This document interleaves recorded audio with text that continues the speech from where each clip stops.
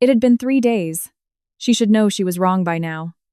Sebastian Vance sat in his home office, playing with the gold Zippo lighter in his hand. The golden flame leaped up again and again, only to be snapped shut and extinguished by his thumb. He lifted his eyelids and glanced at the wall clock. It was 9:12 p.m. It had been exactly 3 days since he ordered Eleanor to kneel in the private family library. "Sir," the butler's voice came from outside the door, very soft and carrying a hint of hesitation as he walked in. Sebastian tossed the lighter onto the desk and leaned back in his leather chair. "Thomas, if her attitude about admitting her mistake is acceptable, let her get up. At the end of the day, she is still the Mrs. Vance of this household. We do not want her ruining her knees. But you tell her that she must explain the matter of the missing antique emerald bracelet, clearly, face to face with Chloe." He spoke lightly, as if Eleanor kneeling in the library for 3 grueling days was the most natural thing in the world. The office door was pushed open slowly. Thomas stood at the doorway but did not step inside. His face was frighteningly pale, his lips were trembling, and both of his hands were tightly gripping the edge of his tailored vest, like a child who had done something terribly wrong. Sebastian frowned, his tone displeased. "Thomas, did you not hear what I said?" Thomas's legs gave out, and he fell to his knees with a heavy thud right at the doorway of the office. Sebastian's frown deepened. Thomas had worked for the Vance family for nearly 30 years, starting from Sebastian's grandfather's generation. When had he ever seen the man in such a state? Sebastian sat up straight, his impatience now clearly visible on his face. "Thomas, what is the meaning of this? I told you to go to the library and bring her out. What are you doing kneeling there?" Thomas raised his head, his eyes full of sheer terror.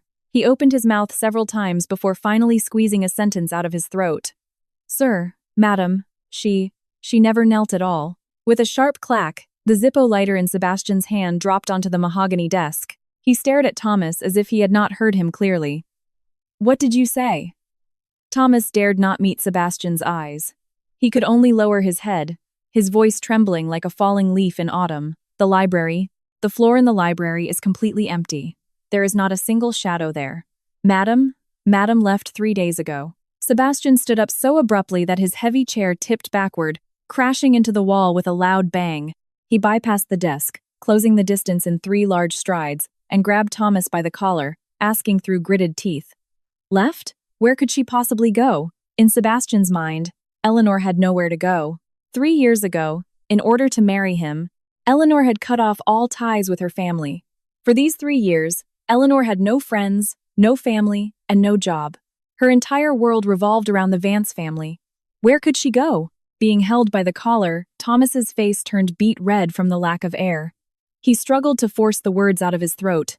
"Sir, madam, she went back to the Sterling family." Sebastian's grip loosened for a fraction of a second before tightening even more. He let out a cold laugh, a sound full of heavy mockery.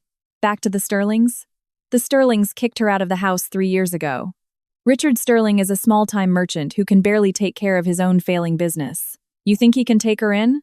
Eleanor has gotten bold, trying to play this runaway wife game with me.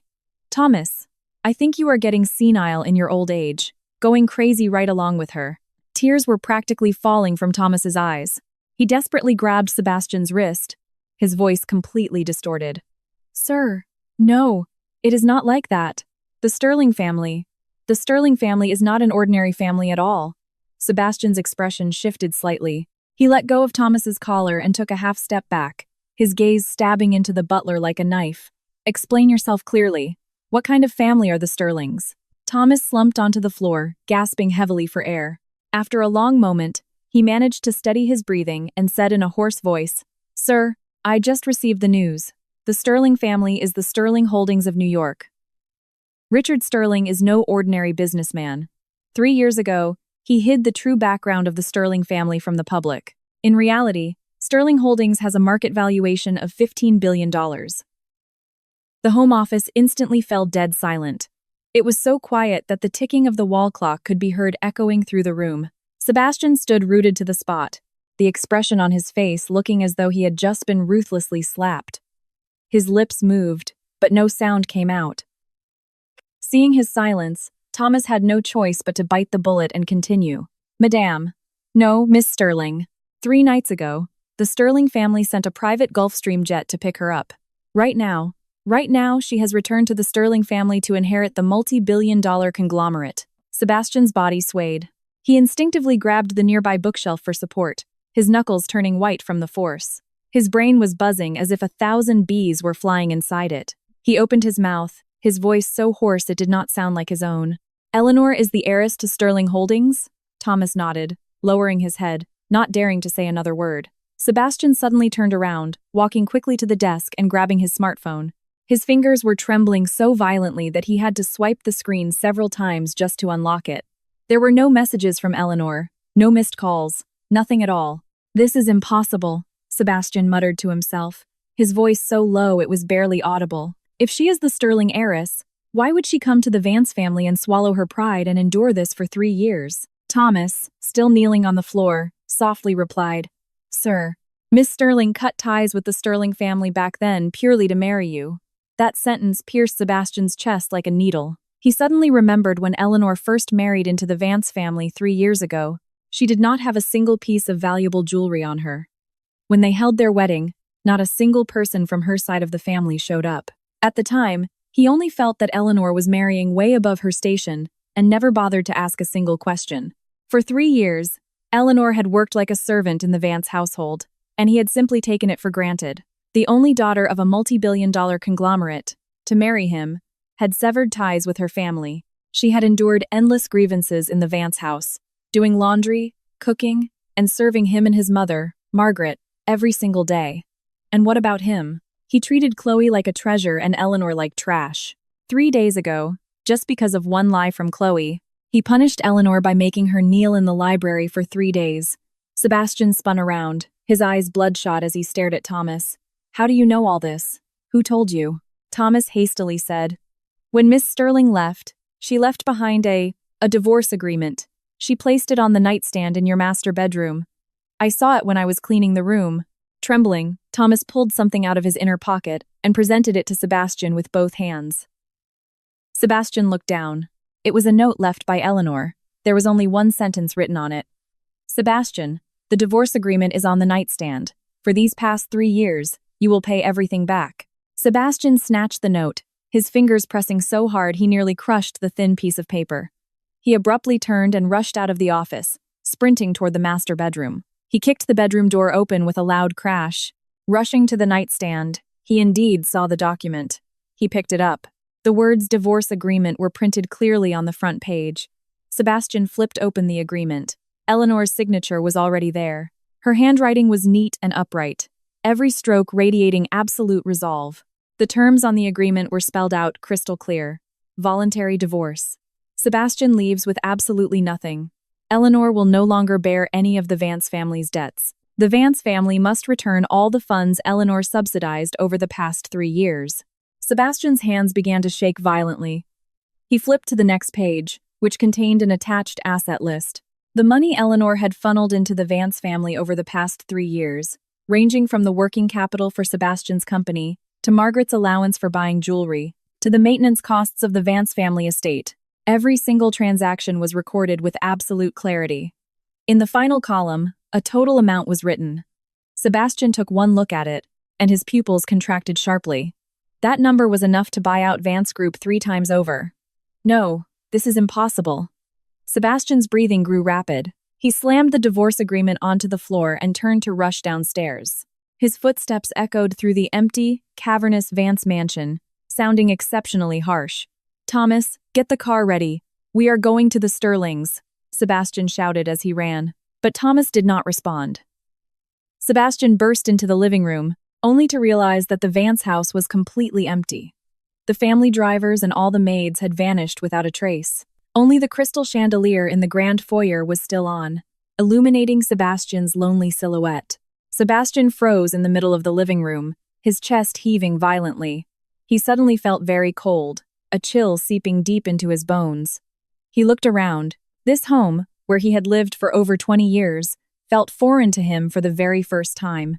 Eleanor was gone, and it was as if she had taken all the life out of the Vance household with her. He suddenly remembered the night Eleanor left. He had been at Chloe's apartment.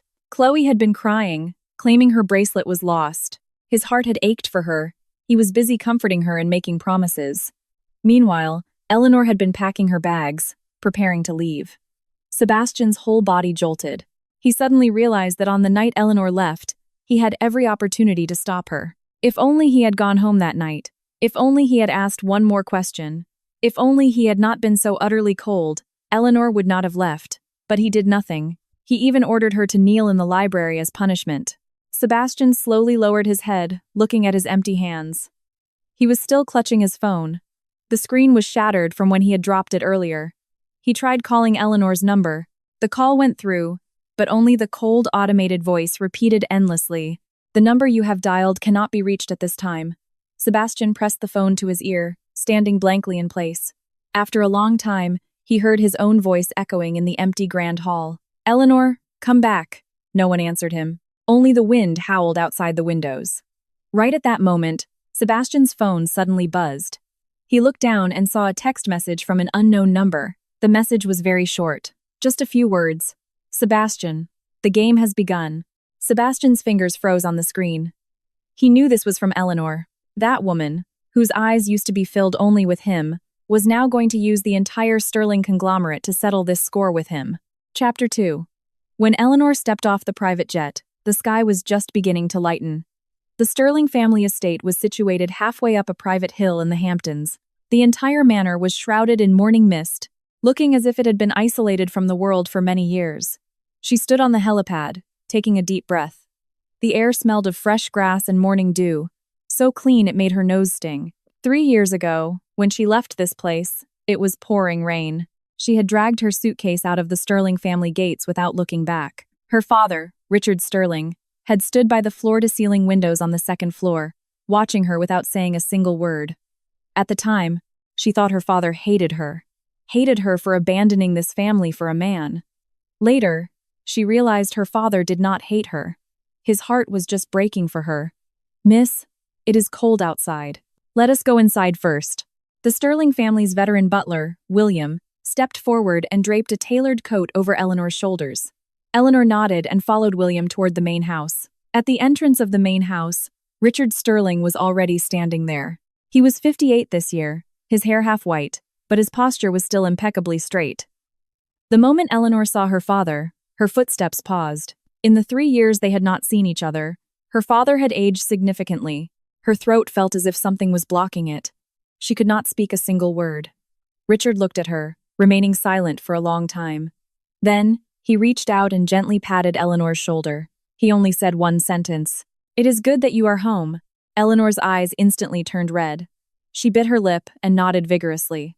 During her 3 years in the Vance family, she had learned not to cry. But standing in front of her father, she realized she was still that child who could feel wronged. "I am sorry," Eleanor said in a hoarse voice. Richard shook his head, his voice deep and powerful. "You do not owe anyone an apology. If anyone should be apologizing, it is the Vance family for wronging you. Eleanor, for all the suffering you endured in the Vance household these past 3 years, Dad will make them pay it back with interest." Eleanor looked up at her father. There was no blame in Richard's eyes, only a reassuring, unwavering resolve. Eleanor suddenly felt that the string in her heart, which had been pulled taut for 3 years, could finally loosen. Richard did not ask much about the Vance family's affairs. He turned and led Eleanor into his private study.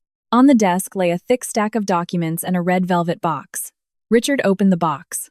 Inside was a corporate seal, dark green and carved with the word Sterling. "Tomorrow morning, I will hold a press conference at the Sterling Holdings headquarters. I will officially announce you as the sole heir to the Sterling conglomerate." Richard pushed the seal toward Eleanor. "From today onward, you will take over all of Sterling's operations." Eleanor was stunned. She thought her father just wanted her to come home. She never expected him to hand over the entire Sterling empire to her so quickly. She opened her mouth, wanting to say she was not ready yet, but Richard seemed to see right through her and raised a hand to stop her. "Eleanor, your 3 years in the Vance family have taught you more about human nature than anyone else. That is more important than any business experience. Sterling is yours now. You do not need to prepare. You just need to move forward." Eleanor looked down at the seal, her fingertips lightly brushing against it.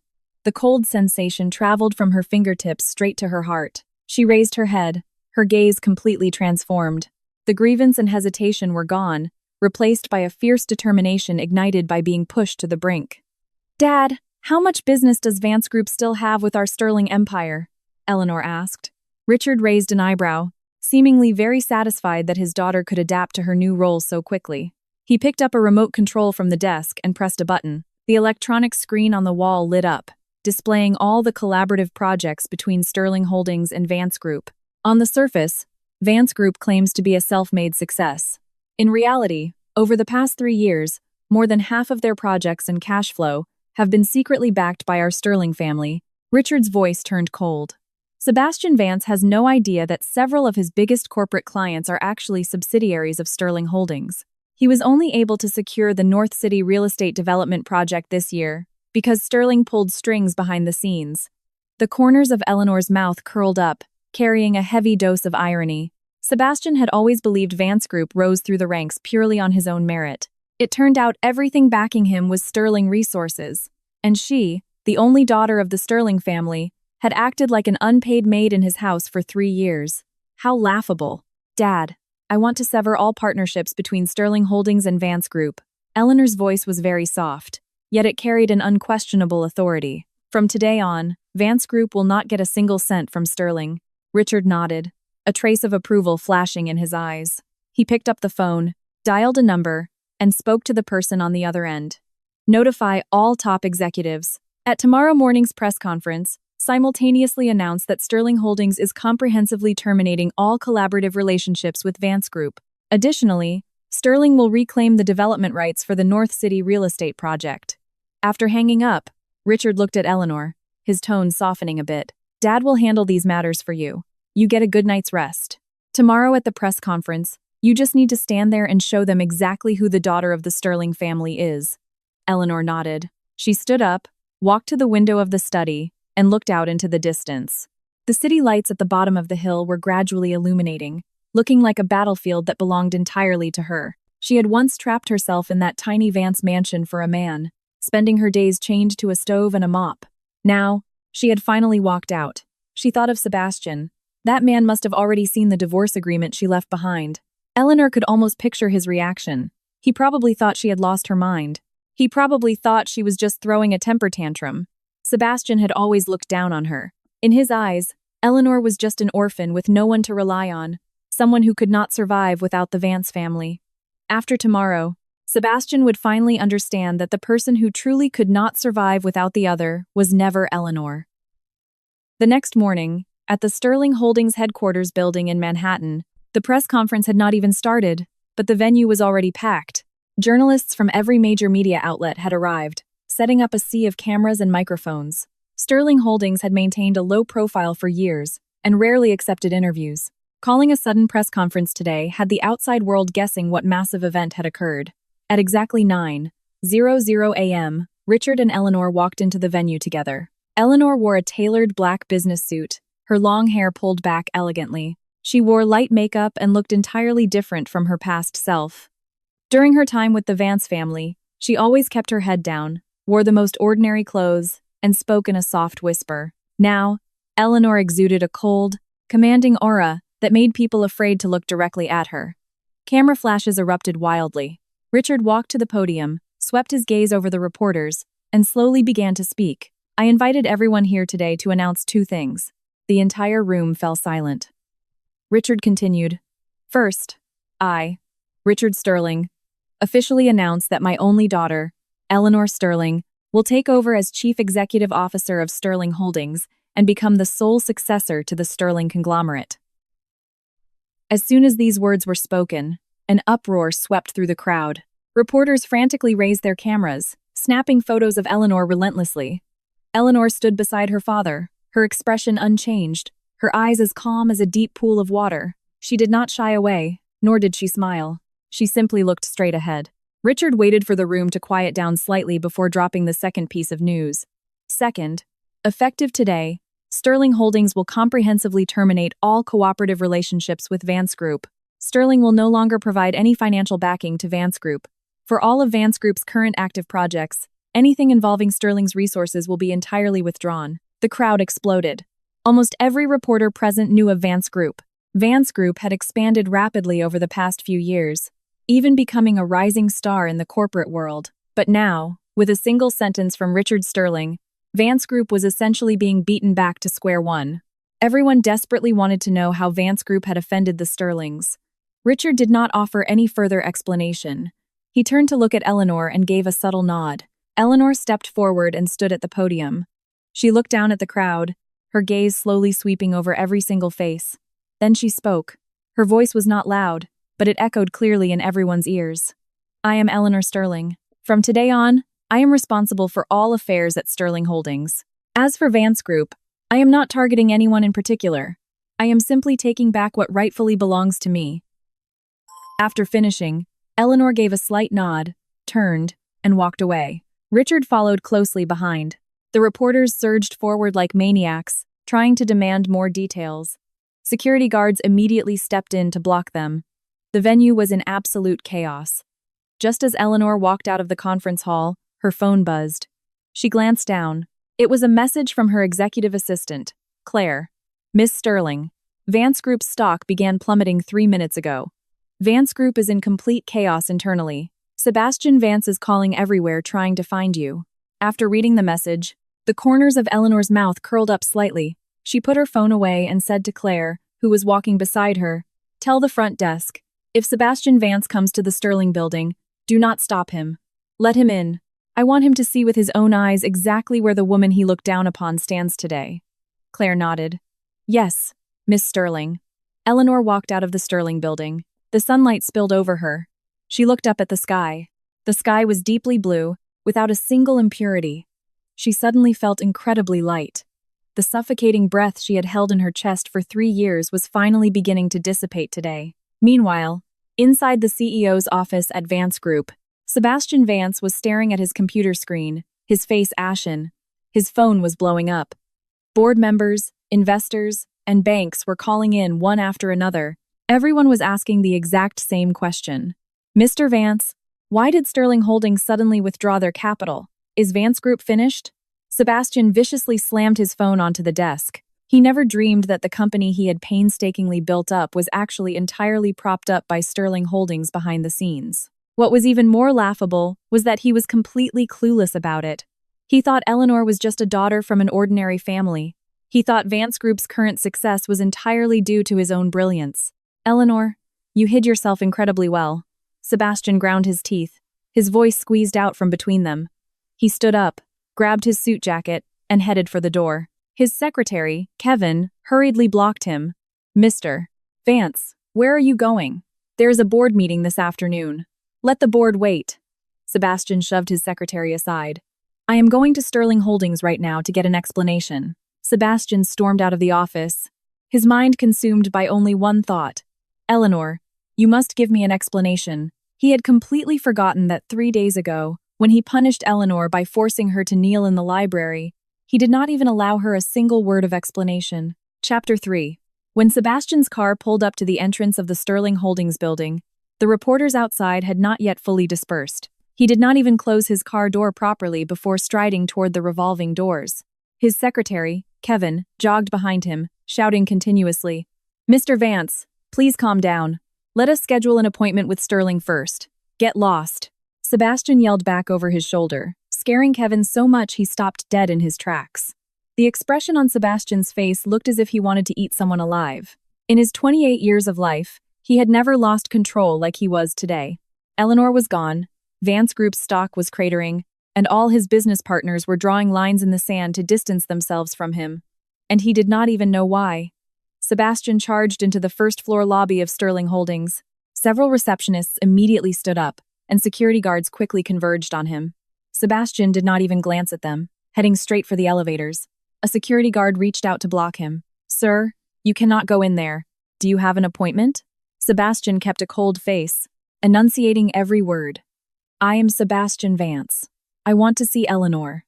The young receptionist clearly recognized him. The few of them exchanged glances, and an older male supervisor walked over, speaking politely but firmly. Mr. Vance, Miss Sterling is currently in a meeting, and it is not convenient for her to see guests. Please make an appointment first. In a meeting? Sebastian sneered. Fine, then I will wait for her right here. She has to finish her meeting eventually, right? With that, Sebastian turned and walked to the center of the lobby. standing there motionless. The security guards looked at each other but did not step forward to physically move him. After all, Sebastian's status was known, and they did not dare lay hands on him casually. Sebastian just stood there like a sore thumb in the Sterling lobby. Employees walking back and forth secretly glanced at him, whispering to each other. Sebastian heard someone murmuring quietly, "That is Sebastian Vance of Vance Group, right? I heard our CEO is his ex-wife. He actually has the nerve to show his face here." Sebastian's expression grew uglier by the second. He endured it again and again until he finally could not take it anymore. He abruptly turned and tried to force his way through the elevator banks. The security guards were prepared and immediately stepped forward to block him. Sebastian shoved hard, causing one guard to stumble, and the scene instantly descended into chaos. "Get out of my way. Do you know who I am?" Sebastian roared. "Mr. Vance, please do not make this difficult for us," the head of security said. Right at that moment, the PA system in the lobby suddenly crackled to life. It was Eleanor's voice, cold and clear, echoing from all directions. "Let him up." Everyone froze. The security guards released their grip. Sebastian straightened the collar of his suit jacket that had been yanked askew, let out a cold scoff, and strode toward the elevator. The elevator doors opened. Claire was standing inside, expressionless, as she pressed the button for the top floor. Sebastian assumed Eleanor was going to meet him in the CEO's office. But when the elevator reached the top floor, Claire did not lead him to the office. Instead, she guided him down a long corridor to a door leading out to the rooftop terrace. Claire pushed the door open and stepped aside. "Mr. Vance, Miss, Sterling is waiting for you on the terrace." Sebastian frowned but did not overthink it.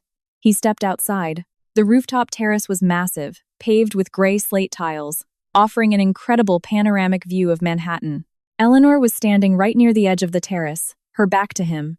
She had changed into a black tailored skirt suit, her hair cascading over her shoulders, her silhouette slender yet imposing. Seeing her back, Sebastian felt a sudden tightness in his chest. This woman was clearly still Eleanor, yet she was entirely someone else. "Eleanor," Sebastian called out. Eleanor did not turn around. She merely said casually, "Sebastian, you took longer to get here than I imagined."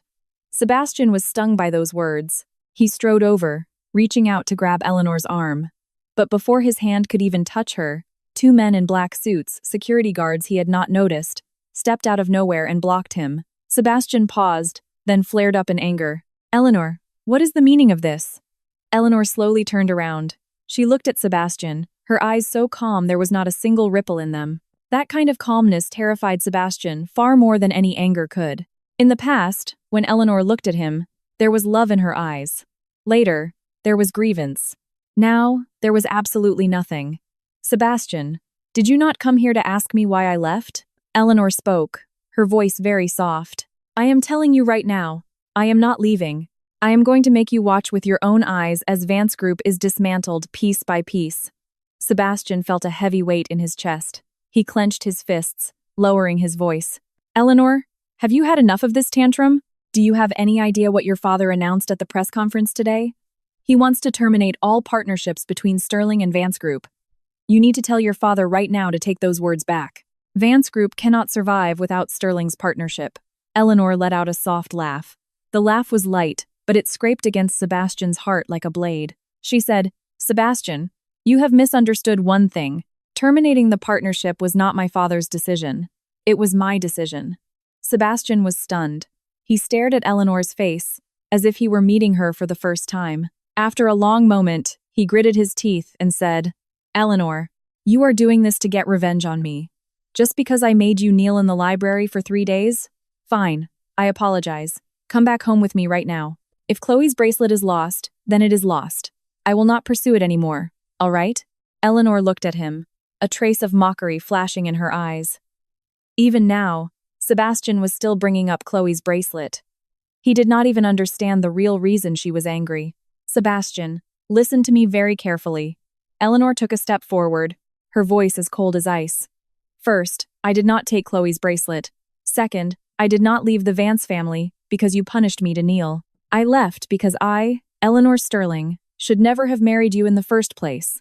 Third, you demand that I come back. On what grounds?" Sebastian was rendered speechless. He opened his mouth, and it took him a long while to squeeze out, "You are Mrs. Vance." "Not anymore." Eleanor pulled a piece of paper from her pocket and gently unfolded it. It was a copy of the divorce agreement. It had his signature and the official stamp of the Sterling family's legal team. The divorce agreement has been filed with the court. Sebastian, from today onward, you and I have absolutely no relationship. Sebastian's eyes widened, staring at the paper in disbelief.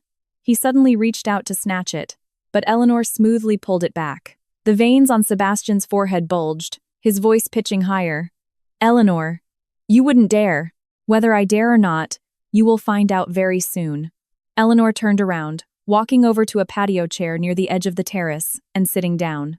She crossed her legs, her posture elegant and unhurried. The sunlight hit her from behind, lining her silhouette in a golden glow. Standing there, Sebastian suddenly felt like a complete clown.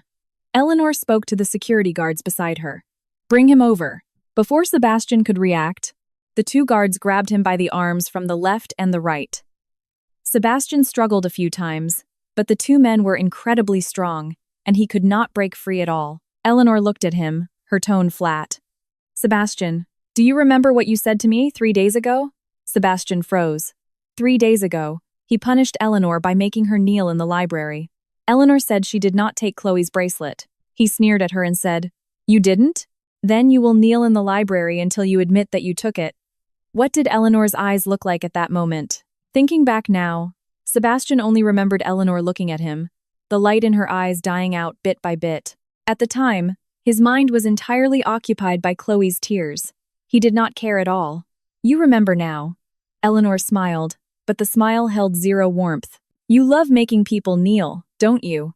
Today, I am going to let you try it. Sebastian's face drastically changed. Eleanor, what do you mean? Eleanor raised her chin and pointed to the ground at her feet. Right here. Kneel down right now. Kneel for a full 3 hours. If I am in a good mood, I might consider leaving Vance Group a way out. Sebastian felt as if he had been struck by lightning, frozen in place. He could not believe what he was hearing. Eleanor was telling him to kneel. On the rooftop terrace of the Sterling building, in front of these security guards. From the day he was born until now, when had Sebastian Vance ever suffered such an insult? Eleanor, you are crazy, Sebastian roared. I am your husband. You are telling me to kneel? The smile on Eleanor's face vanished instantly. She stood up, walking step by step, until she was right in front of Sebastian, looking down at him with icy disdain. Husband? Sebastian, do you deserve that title? Over the past 3 years, have you ever treated me like a human being? Chloe loses a bracelet, and you force me to kneel for 3 days. When I lost a child, where were you? Sebastian's whole body violently shook. He snapped his head up to look at Eleanor, his pupils contracting sharply. What did you say? What child? Eleanor turned her head away, refusing to look at him. Her voice was very soft, yet it pierced Sebastian's chest like a vicious needle. Last winter, I was pregnant. That day, I went to your office building to find you, wanting to tell you in person. But when I got downstairs, I saw you walking out of your car with your arms around Chloe. I stood across the street and was hit by a delivery bike courier. The baby was lost. And what did you say to me when you came home that night? Sebastian's mind went completely blank with a loud ringing sound. Last winter, he had indeed seen Eleanor near the office. That day, Eleanor looked deathly pale. He asked her what was wrong, and she said nothing. He assumed Eleanor was just throwing another emotional fit and didn't ask further. How could he have known that at that moment, Eleanor had just lost their child? I wanted to tell you. Eleanor's voice trembled slightly, but quickly returned to a terrifying calm. But you told me that night to stay out of the business between you and Chloe. You said I was just a decorative piece in the house. Sebastian, from that day on, I never once considered you my husband again. Sebastian's lips trembled, but he couldn't form a single word. His eyes turned red, whether from anger or something else, he didn't know. Eleanor didn't give him time to process it. She turned to the security guards and said, Since he is unwilling to kneel, help him out. The guards exchanged a look and nodded. The two men applied force simultaneously, delivering a swift kick to the back of Sebastian's knees. His entire body pitched forward heavily, and he crashed onto his knees. His knees slammed against the concrete floor with a dull thud. Sebastian turned pale from the pain, cold sweat breaking out on his forehead. Eleanor? Sebastian tried to stand up, but the guards pressed down hard on his shoulders, rendering him immobile. Eleanor stood in front of him, looking down at him from above. There was no triumph in her eyes, no pleasure, only absolute, total indifference. She said, "Sebastian, 3 hours. For every minute less you kneel, Vance Group will lose another $10 million tomorrow. It is your choice." With that, Eleanor turned and walked off the terrace. The sound of her high heels clicking against the tiles echoed, each click striking against Sebastian's heart. The heavy metal door to the terrace slowly pulled shut behind her. Sebastian was pinned to the floor by 2 guards. The sun beat down directly on his head. He looked up, the sunlight blinding him. He could hear the shouts of journalists from the street far below. People from adjacent buildings were taking photos and recording videos. Sebastian wanted to shield his face, but his arms were twisted behind his back by the guards. He could only bow his head fiercely, like a stray dog whose spine had been publicly snapped. In this moment, Sebastian finally understood. Eleanor didn't just want a divorce. Eleanor wanted him utterly ruined. The CEO of Vance Group, publicly forced to his knees on the rooftop of Sterling Holdings. This news would spread across all of New York in less than an hour. Sebastian closed his eyes, his teeth grinding together so hard they creaked. He forced 3 words out from between his teeth. "Eleanor, you are ruthless." Meanwhile, standing in the elevator, Eleanor looked at her phone screen showing a live broadcast screenshot sent by the reporters. The image of Sebastian kneeling on the ground had already been posted online. The corners of her mouth curled up slightly, but there was not a hint of a smile in her eyes. "Sebastian, this is only the beginning," Eleanor said softly. Chapter 4. When Chloe Jenkins appeared at the Sterling building, it had been less than 2 hours since Sebastian was photographed kneeling on the terrace. She wore a white designer dress, balancing on stiletto heels, her hair cascading down her back, looking incredibly pitiful and delicate. She gripped a small pink clutch tightly in her hand, her chin raised high, acting as if the whole world owed her something. The front desk receptionists recognized her instantly. The affair between Sebastian and Chloe had long ceased to be a secret in the New York high society circles over the past 3 years. The receptionists exchanged glances, and one of them stood up, asking politely, "Miss, who are you looking for?" Chloe rolled her eyes at the woman, her tone arrogant. "I am looking for Eleanor. You tell her I am Chloe Jenkins, Sebastian's woman." The smile on the receptionist's face stiffened. She picked up the phone, spoke in a low voice for a moment, and then looked up at Chloe. "Miss Jenkins, Miss Sterling invites you up to the top floor." Chloe let out a satisfied hamph, swaying her hips as she walked toward the elevators. She had it all figured out in her head. Eleanor, causing such a massive scene, was nothing more than her being bitter that Sebastian loved her, Chloe. Today, she was going to make Eleanor realize that even if she inherited Sterling Holdings, it couldn't change one simple fact. Sebastian loved Chloe Jenkins. The elevator reached the top floor. Chloe stepped out to find the floor completely silent. Claire was waiting in the corridor, her expression blank. "Miss Jenkins, this way, please." Chloe followed Claire to the door of a conference room. The door was slightly ajar, and the sound of Eleanor flipping through documents came from inside. Chloe took a deep breath and pushed the door wide open. Eleanor was sitting at the head of the conference table, a cup of coffee and several folders in front of her. She didn't even look up, casually saying, "Chloe, you got here rather fast. So eager to dig your own grave?" Chloe's face stiffened, followed by a cold sneer. "Eleanor, save the theatrics. Do you think you are such a big deal now? Let me tell you, I don't care how much money you have. The person Sebastian holds in his heart is me. Even if you throw the entire Sterling Empire at him, you can't keep a man." Eleanor put down the document in her hand and slowly looked up. She stared at Chloe, her gaze so calm it made Chloe's skin crawl. It wasn't the look of someone staring at a romantic rival. It was the look of someone watching a clown. "Are you finished?" Eleanor picked up her coffee cup and took a small sip. "Chloe, did you come all the way here today just to spew this garbage at me?" Chloe was infuriated by her dismissive attitude.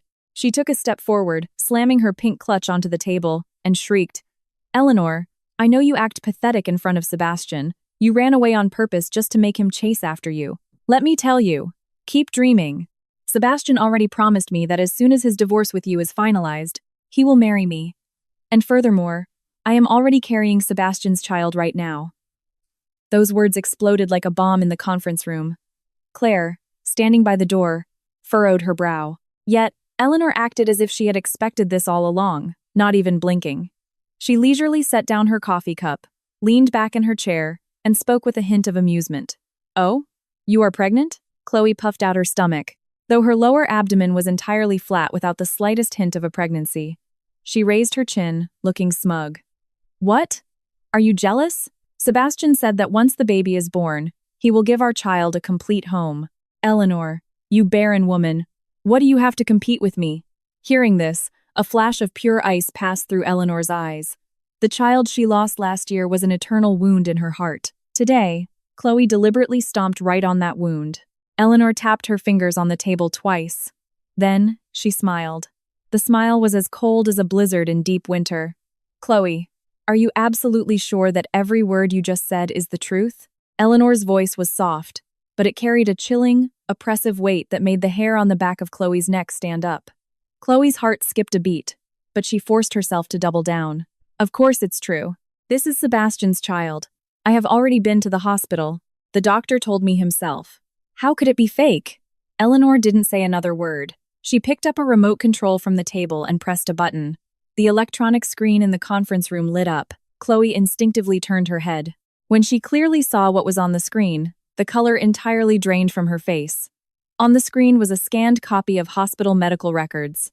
The patient's name was clearly written, Chloe Jenkins. Under the diagnosis section, it read, uterine anomaly, congenital infertility. The date on the medical record was exactly 1 month ago. Chloe's eyes widened to the size of saucers, her lips trembling, unable to form a word for a long time. Eleanor's voice pierced her ears like icy needles. "Chloe, you cannot even produce an egg.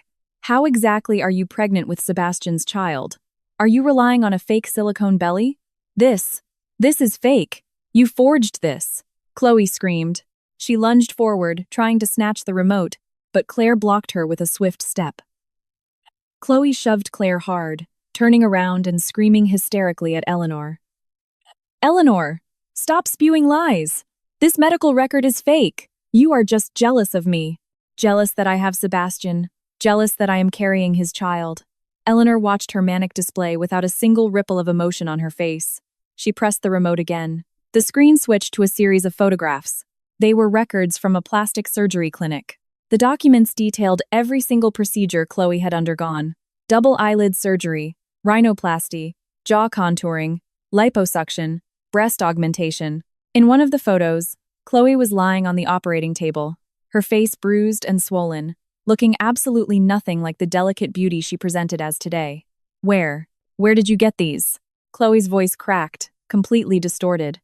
She instinctively covered her face with her hands, as if terrified someone would compare her to the photos. Eleanor stood up and walked to the screen. She pointed at the dates on the photos, turning to look at Chloe. Her tone was flat but cutting.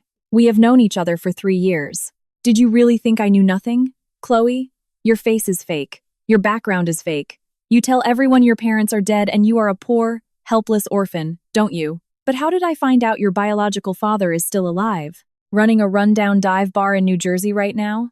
Should I invite him over here for a public family reunion?" Chloe's legs gave out, and she stumbled backward 2 steps. The blood faded entirely from her face. It felt as if she had been stripped naked in public. Every word Eleanor spoke slashed at her like a razor.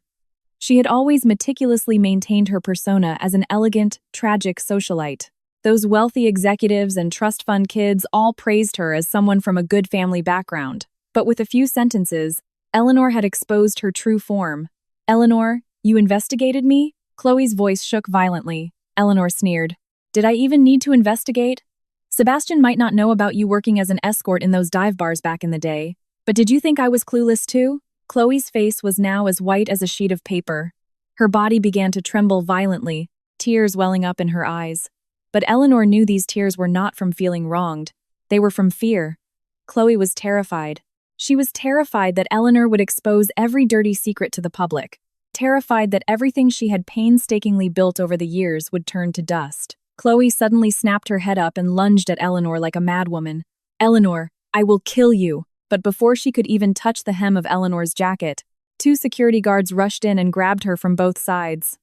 Chloe struggled desperately, kicking off one of her stiletto heels, her hair turning into a messy bird's nest. She screamed at the top of her lungs. "Let me go! You low-class trash! Do you know who I am? I am Chloe Jenkins. I am Sebastian's woman. He will not let you get away with this. Eleanor walked up to her, leaning down slightly to look her in the eye. Chloe stared into Eleanor's eyes, finding nothing but icy, absolute contempt. Eleanor spoke, her voice not loud, but every word distinct. Chloe, listen to me carefully. First, I do not give a damn about Sebastian. Second, I recorded every single word you just said, including your fake pregnancy. Third, you better go back and tell Sebastian that everything that happened here today will make him completely realize what kind of garbage he has been protecting for the last 3 years. Chloe jolted violently. She opened her mouth, but could not produce a sound. Eleanor stood up straight and said to the guards, Escort Miss Jenkins out. Remember, make sure she leaves through the back door. The Sterling lobby does not welcome her. The guards nodded and dragged Chloe toward the exit. As she was being dragged away, Chloe screamed and cried, her voice shrill and ear-piercing. Eleanor, you will pay for this. You stole Sebastian from me. You will rot in hell. Eleanor stood in the conference room, listening as Chloe's screams faded into the distance. She picked up her phone, saved the video she had just recorded, and sent it directly to Sebastian. Then she dialed Sebastian's number. The phone rang for a long time before Sebastian picked up. His voice was exhausted and low, carrying a heavily suppressed emotion. Eleanor, what do you want now? Eleanor let out a soft laugh. Sebastian, your true love just came to Sterling to throw a tantrum. She publicly announced she is pregnant with your child. Congratulations, Mr. Vance. However, it seems she forgot to tell you she was born completely infertile. Do you need me to forward a copy of her plastic surgery records to you as well? The line went dead silent. Eleanor could hear Sebastian's breathing growing heavier and heavier. After a long time, Sebastian asked in a hoarse voice, What did you do to her? I didn't do anything. Eleanor leaned against the conference table, her tone light. I merely reminded her that if you want to be a mistress, you should have the self-awareness of a mistress. Sebastian, you better keep your woman on a tight leash. Next time she comes to Sterling looking for trouble, I cannot guarantee she will walk out in one piece. With that, Eleanor hung up the phone. She turned to look out the window. The sunlight was perfect. On the street below, Chloe was being shoved out the back door by security. She was missing a shoe, her hair was a mess, looking like a lunatic escaped from an asylum. Passers-by cast sideways glances, and some even raised their phones to record her. Watching this scene, the corners of Eleanor's mouth curled up. Did Chloe not care the most about her flawless, tragic heroine image? Then she, Eleanor, would teach her that the harder you try to hide something, the more impossible it is to conceal. Sebastian's call came in again. Eleanor didn't answer, immediately hitting reject. Then she sent a message to Claire. Release the video of Chloe throwing a tantrum at Sterling today. Use the headline, Vance Group CEO's rumored girlfriend, suspected of mental breakdown, causes scene at Sterling Holdings. Claire replied instantly, Received, Miss Sterling. Eleanor put away her phone and sat back down at the conference table. Her gaze fell on the divorce agreement lying there, her eyes calm and resolute. She had endured too much over the past 3 years. Chloe's provocations, Margaret's cruelty, Sebastian's indifference. She was going to settle every single debt, one by one. And right now, this was only the first installment. Chapter 5. By the time Sebastian returned to the Vance estate, the sky was completely dark. His knees were red and swollen from kneeling, the fabric of his suit pants torn, causing him to limp with every step. Margaret Vance was sitting in the living room eating a truffle salad. Hearing the noise, she looked up, took one look at her son's wretched state, and the fork clattered from her hand onto the floor. Sebastian, what on earth happened to you? Margaret rushed over, reaching out to help him. Sebastian irritably slapped her hand away and limped to the sofa, collapsing onto it.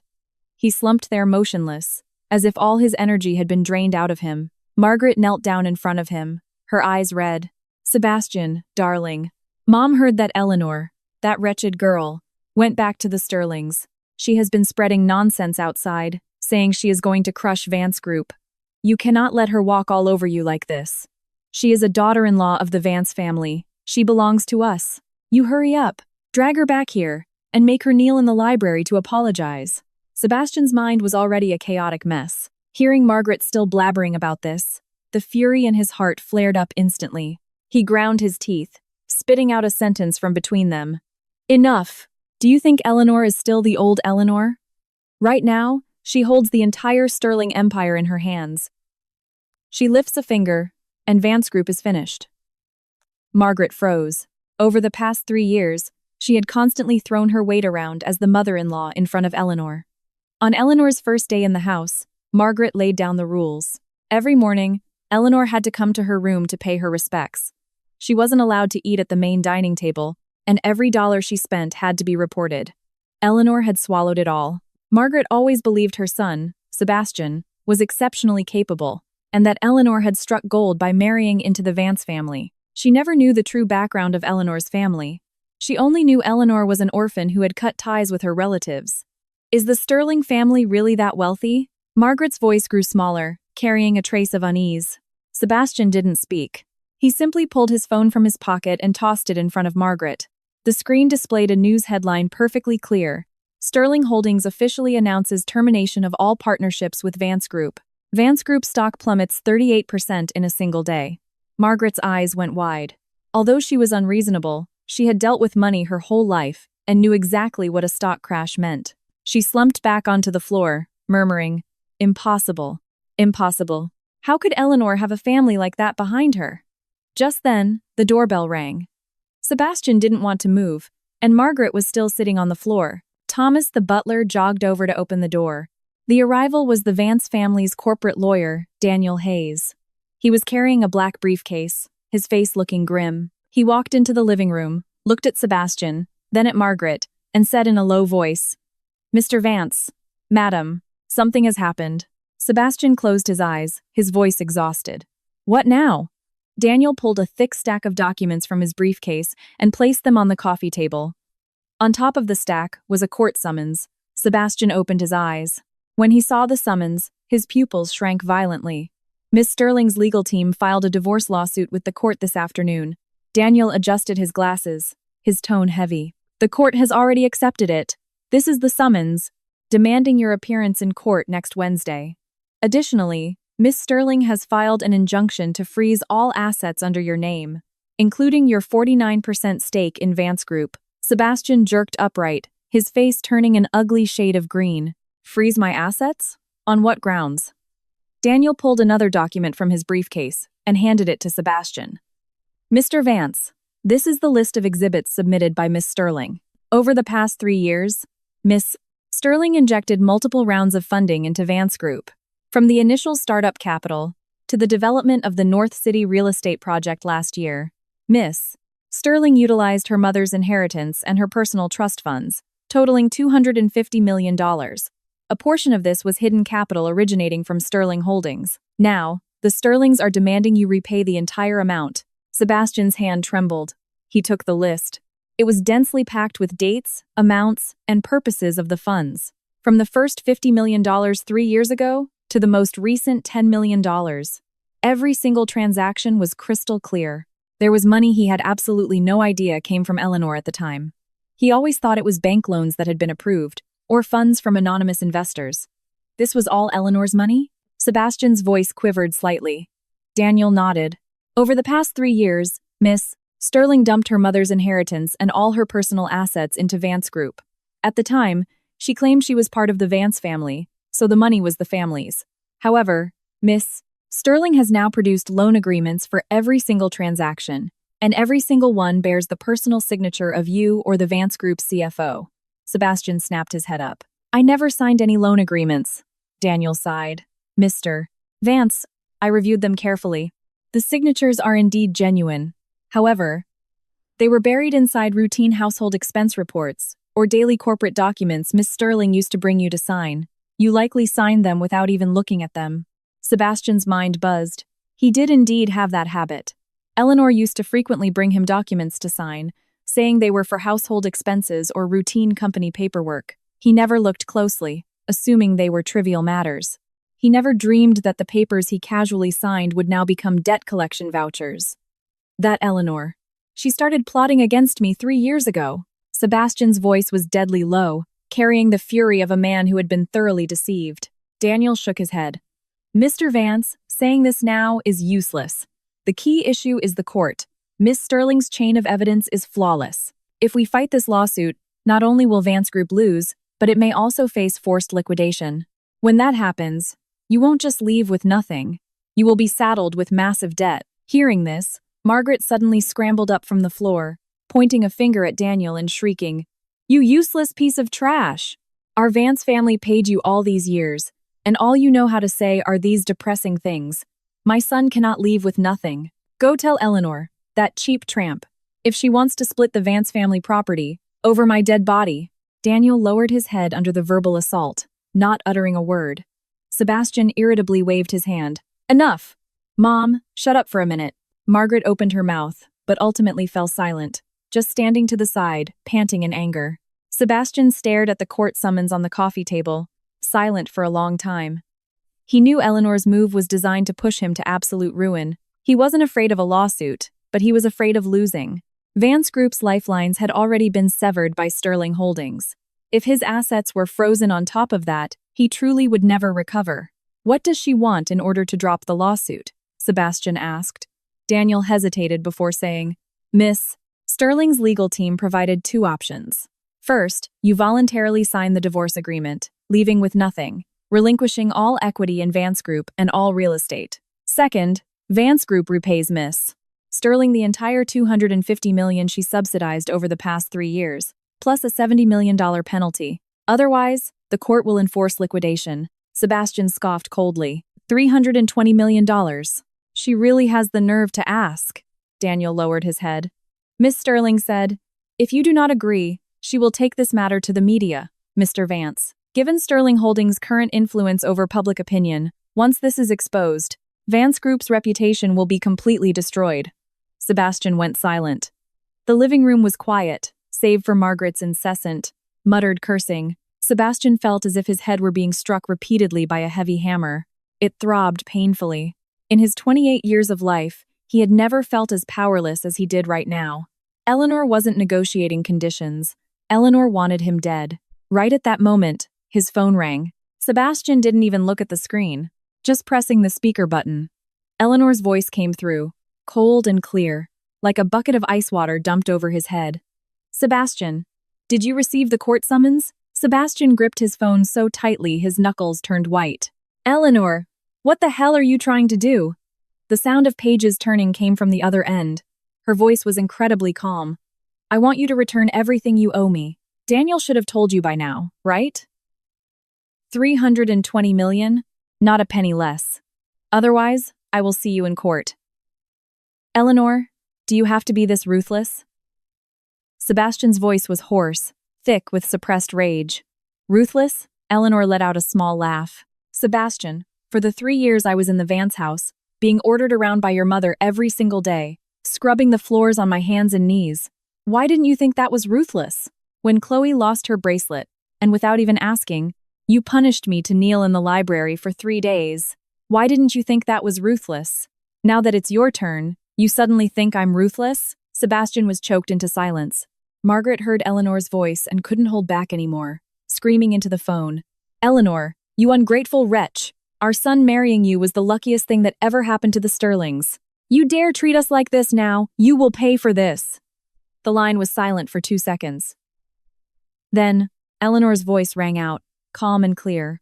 "Margaret, over the past 3 years, you swiped my credit cards, spending $4 million buying jewelry, designer bags, and playing poker. I will add every cent of that to the bill. Also, back then, you forced me to kneel on the ground to massage your swollen feet and put on your shoes, calling me barren. Do you remember that?" Margaret's face went completely pale. Her mouth hung open, but she couldn't form a single word. Of course she remembered those things, but she thought Eleanor wouldn't dare bring them up. In the past, Eleanor was as docile as a rabbit. If she felt wronged, she only hid and cried. But now, this rabbit was biting back. Eleanor didn't wait for them to speak again and hung up directly. Before she disconnected, she left one final sentence. "Sebastian, everything your Vance family owes me, I will take back item by item. This 320 million is just the interest." After the call ended, a deathly silence fell over the living room. Sebastian looked down at his own hands. Those hands had once pushed Eleanor away, slapped her, and wiped away Chloe's tears. Now, the owner of those hands was going to pay the ultimate price for 3 years of coldness. Margaret stood to the side, her lips trembling. Suddenly, she burst into loud sobs. She grabbed Sebastian's arm, her voice hitching. "Sebastian, you..." You need to go find Eleanor, that wretch. No, Miss Sterling. You have to go beg her. The Vance family cannot fall. Mom does not want to live in poverty. Sebastian said nothing. He slowly closed his eyes, looking as if he had aged 10 years in a single moment. After a long time, he squeezed a sentence out of his throat. Mom, it's too late. Eleanor, she will never look back again. The wind howled outside the window. In the dark shadows of the Vance estate, it felt as though something was slowly collapsing. Meanwhile, sitting in the CEO's office at Sterling Holdings, holding the $320 million debt collection file, Eleanor's eyes were as calm as someone watching a chess game whose ending had already been written. Chapter 6. The cash flow of Vance Group officially dried up 3 days later. That morning, as soon as Sebastian arrived at the company, he saw the finance director, Sarah Davis, standing at the door of his office, her face as white as paper. She held a stack of bank demand notices in her hand, her voice trembling. Mr. Vance, Chase Bank, Bank of America, and Wells Fargo all sent notices simultaneously. They are demanding we repay all maturing loans before noon today. Otherwise, they will freeze all of Vance Group's corporate accounts. Sebastian's footsteps paused, but he didn't stop. He pushed open the office door, his tone icy. Then repay them. It's not like the company accounts are empty.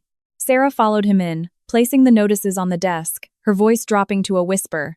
Mr. Vance. The available cash in our accounts was transferred out by Sterling Holdings yesterday afternoon. Did you forget? We had a joint account agreement with Sterling Holdings. They can unilaterally withdraw funds. Sebastian spun around, his eyes wide. What did you say? What joint account? Sarah didn't dare look at him, keeping her head down as she explained quietly. It's when Miss Eleanor was here, she set up a joint account to make it easier to inject funds into the company. That account has very high clearance. Sterling Holdings can withdraw directly. Yesterday, Sterling's legal department notified us that, per the agreement, they were recalling all loans, so the accounts currently have less than $500,000 left. Sebastian felt a blast of freezing air shoot up from the soles of his feet straight to the top of his skull. He opened his mouth, wanting to ask how long $500,000 could last them, but seeing Sarah's expression, he already knew the answer. Vance Group had over 200 employees. The monthly payroll alone was over $1 million. $500,000 wouldn't even last them through this month. Where is the board? Tell the board to convene. I need to raise capital. I need to find investors. Sebastian slammed his hand on the desk, his voice cracking with rage. Sarah shook her head. Mr. Vance. The board is already in an uproar. Several minority shareholders blocked the conference room doors first thing this morning, demanding an explanation. They said if you cannot resolve the issue of Sterling's capital withdrawal, they will collectively dump their shares. Sebastian felt his temples throbbing violently. He grabbed his coat and headed for the door. Sarah called out behind him, Mr. Vance, where are you going? To find money. Sebastian didn't look back. The first person he went to see was the branch manager of the bank backing the North City project, Mr. Harrison. Harrison was in his 50s and used to call Sebastian his brother and drink with him regularly. When Sebastian barged into his office, Harrison was brewing coffee. Seeing Sebastian, his smile stiffened before he slowly set down his mug. Mr. Vance, what brings you here? Harrison offered a polite greeting. Sebastian wasn't in the mood to beat around the bush. He stated directly, Mr. Harrison, I need bridge financing. $50 million for just 1 month. The development rights for the North City project are still in Vance Group's hands. Once the project kicks off and the funds recycle, I will pay you back with double the interest. Harrison didn't answer immediately. He took a sip of his coffee, remained silent for a long while, and finally sighed. Mr. Vance, it is not that I don't want to help you. It's just that word has come down from the top. You should be clear on this. Sterling Holdings put the word out. Whoever finances Vance Group will face a termination of all partnerships with Sterling. Our bank relies heavily on several massive projects with Sterling. Tell me, how can I help you? Sebastian was stunned. He didn't expect Eleanor to be this ruthless. This essentially sealed off every single escape route he had in the banking circle.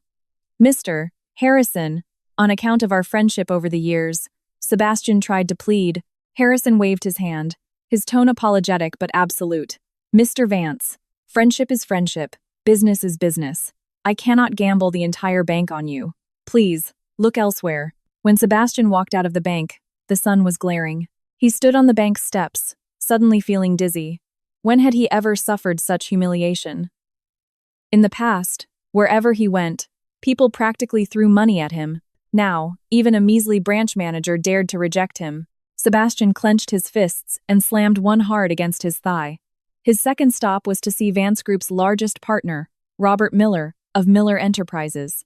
Robert and Sebastian had built their businesses together from scratch, surviving life and death struggles.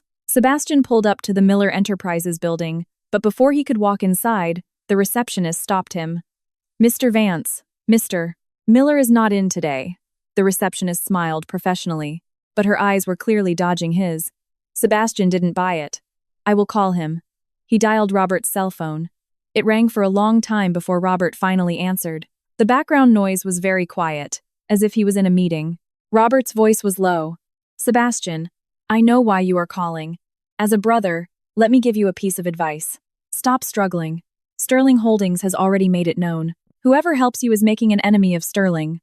I have over 1,000 employees who need to eat. I can't take that bet." Sebastian tried to say more, but Robert had already hung up.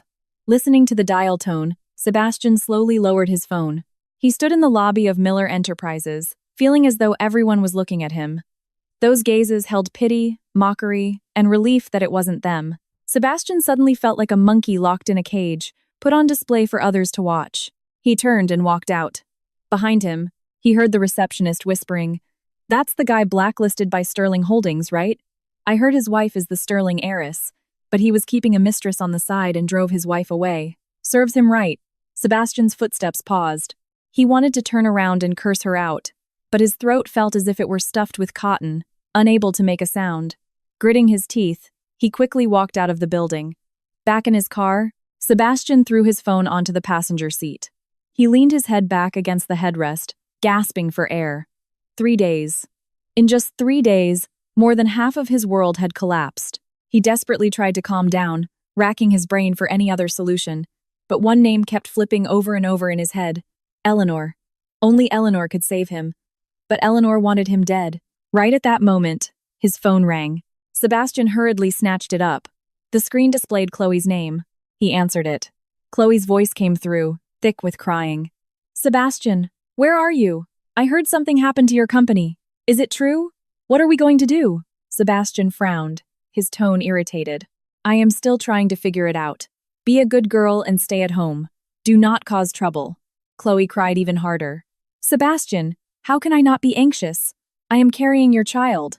You cannot collapse." At the mention of the child, Sebastian's headache worsened. He recalled what Eleanor had said, Chloe's medical records, the plastic surgery history. He had actually been suspicious for a while now, but he currently had absolutely no energy to deal with Chloe. He could only say, "Fine. I got it. Just don't go to Sterling Holdings looking for trouble lately. Do you hear me?" Chloe wanted to say more, but Sebastian hung up.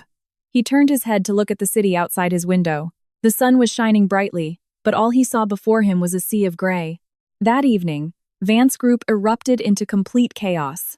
Several senior executives submitted joint resignation letters. Sarah Davis, the finance director, also resigned, claiming family issues. Sebastian knew full well there were no family issues, they just didn't want to sink with the Vance ship. He stood at the door of his office, looking out at the empty cubicles, suddenly feeling utterly desolate. Every person in this building used to bow respectfully to him. Now, they looked at him like they were looking at a dead man. The next day, Vance Group stock took another dive. Suppliers halted deliveries, projects stalled, and employees began gathering outside the building demanding their paychecks. A few remaining minority shareholders stormed into Sebastian's office with their lawyers, slamming files onto his desk, demanding answers. "Sebastian, we have worked with you for years. We are not here to be buried with you. Why didn't you tell us earlier about Sterling pulling their capital? How exactly did you offend the Sterlings?" A shareholder named Lewis roared, slamming the desk. Sebastian sat in his chair, his face ashen, unable to speak a single word. He finally realized that Eleanor didn't have to exert much effort at all. She only had to take back what originally belonged to Sterling, and Vance Group collapsed. The empire he had been so proud of had been built entirely upon Eleanor's sacrifices from the very beginning. Without Eleanor, he was nothing. "Speak, Sebastian. Playing dead won't save you." Another shareholder lunged forward, grabbing Sebastian by the tie. Sebastian violently jerked his head up, eyes bloodshot. If you are also capable, go find the money yourselves. If you can't, then get the hell out. His attitude enraged the shareholders, and the scene instantly broke out into chaos. People were smashing things, taking pictures, and someone eventually called the police. Sitting amidst the wrecked office, Sebastian felt like an isolated island. He suddenly remembered when Eleanor first married him 3 years ago. He had bought her a tiny, cheap wedding band. Eleanor wore it every single day, never taking it off. Later, when Chloe came to the house and said the ring was pretty, Eleanor took it off and gave it to Chloe. At the time, Sebastian just thought Eleanor was being sensible. Only now did he understand that Eleanor wasn't being sensible. She was enduring. She handed over her dignity, her love, and her fortune piece by piece, only to receive his coldness and betrayal in return. That woman used to be so close to him, and he was the one who personally pushed her away. His phone rang again. Sebastian glanced at it. It was Eleanor's number. He hesitated for a moment, then answered. Eleanor's voice was calm, as if discussing something completely trivial. Sebastian, I hear your company can't hold on much longer. Do you need me to point you to a way out? Sebastian gripped the phone, his voice raspy. Eleanor, what do you want? Eleanor let out a soft laugh. Very simple. You come to Sterling Holdings personally, kneel down, and beg me. Beg me to spare Vance Group. Sebastian's eyes widened sharply. The memory of being forced to kneel on the terrace 3 days ago surfaced. That humiliation coiled around his neck like a venomous snake. He gritted his teeth, squeezing out the words. Eleanor, keep dreaming. Eleanor wasn't angry. Her tone remained flat. Then just sit there and watch Vance Group go bankrupt. By the way, your mother is coming to see me tomorrow. You better explain things to her clearly beforehand, lest an old woman like her ends up kneeling in the wrong place. Sebastian froze. What did you say? My mother is going to see you? The phone had already disconnected. Sebastian stood rooted to the spot, freezing cold. He knew his mother, Margaret. That woman cared about her ego more than anything, but she was terrified of poverty. Now that the Vance family was collapsing, Margaret would definitely do whatever it took to beg Eleanor. Sebastian violently grabbed his coat and sprinted outside. He had to stop Margaret, but he was too late. By the time he arrived home, Margaret was no longer at the estate. Thomas stood at the doorway, his face looking terrible. Sir, Madam took some people to Sterling Holdings to look for Miss Sterling. She said she was going to kneel and beg Miss Sterling to let the Vance family off. Sebastian's mind went blank, his entire body drained of energy. He stumbled backward a step, leaning against the doorframe. He knew this was exactly the moment Eleanor had been waiting for. This grand performance was finally about to strike the Vance family where it hurt the most. Chapter 7. When Margaret Vance arrived at the Sterling Holdings building, the sky was dangerously overcast. She wore a dark purple designer tweed suit, a string of pearls around her neck, her hair perfectly coiffed. If it weren't for her incredibly pale complexion, she would have looked exactly like a wealthy socialite here for a business meeting. Behind her followed 2 distant relatives of the Vance family, flown in from out of state. Margaret stood outside the entrance, looking up at the skyscraper piercing the clouds, gritted her teeth, and stepped inside. Seeing her enter, the front desk receptionist politely stopped her. Ma'am, who are you looking for? Margaret took a deep breath and forced a stiff smile. I am looking for Eleanor. I am her mother-in-law. Just tell her Margaret Vance is here. The receptionist paused, a complex look flashing through her eyes. She picked up the phone, spoke in a hushed voice for a few moments, then looked up and said, Miss Sterling says you are to wait in the 3rd-floor reception room. Margaret's expression stiffened. She assumed Eleanor would at least meet her in the CEO's office, or send someone down to escort her. To be told to simply wait on the 3rd floor. The fire in her chest flared up. But thinking of the Vance family's current predicament, she forcefully swallowed her pride. Fine. I will head up. Margaret gave a hollow laugh, leading the 2 relatives into the elevator. The reception room was small, just a long table, some chairs, and a landscape painting on the wall. Margaret sat there, waiting for a full 40 minutes. No one came to serve tea, and no one came to greet them. Margaret grew restless, standing up several times intending to leave, but the thought of the absolute mess at Sebastian's company forced her back into her seat. Finally, the door opened. Eleanor walked in. She wore a black silk blouse, paired with matching tailored pants, stepping in sharp stiletto heels. She looked as cold and flawless as a block of jade. Behind her followed her assistant, Claire, and two men in black suits who positioned themselves on either side of the door.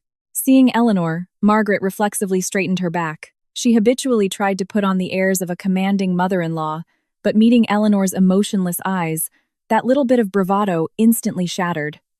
Her lips moved, her expression contorting into something that looked like she was struggling between crying and forcing a smile. "Eleanor, darling, long time no see." Margaret stood up, her tone sickeningly flattering. Eleanor didn't respond, walking straight to the head of the table and sitting down. She gestured slightly, indicating Margaret should sit too. Margaret sat back down awkwardly. The two Vance relatives beside her didn't even dare to raise their heads. "Margaret, speak. Why are you looking for me?" Eleanor got straight to the point, not even bothering to call her mom.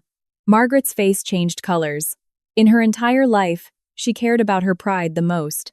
When Eleanor lived at the house, she called her mom every single day, and Margaret had still found her annoying.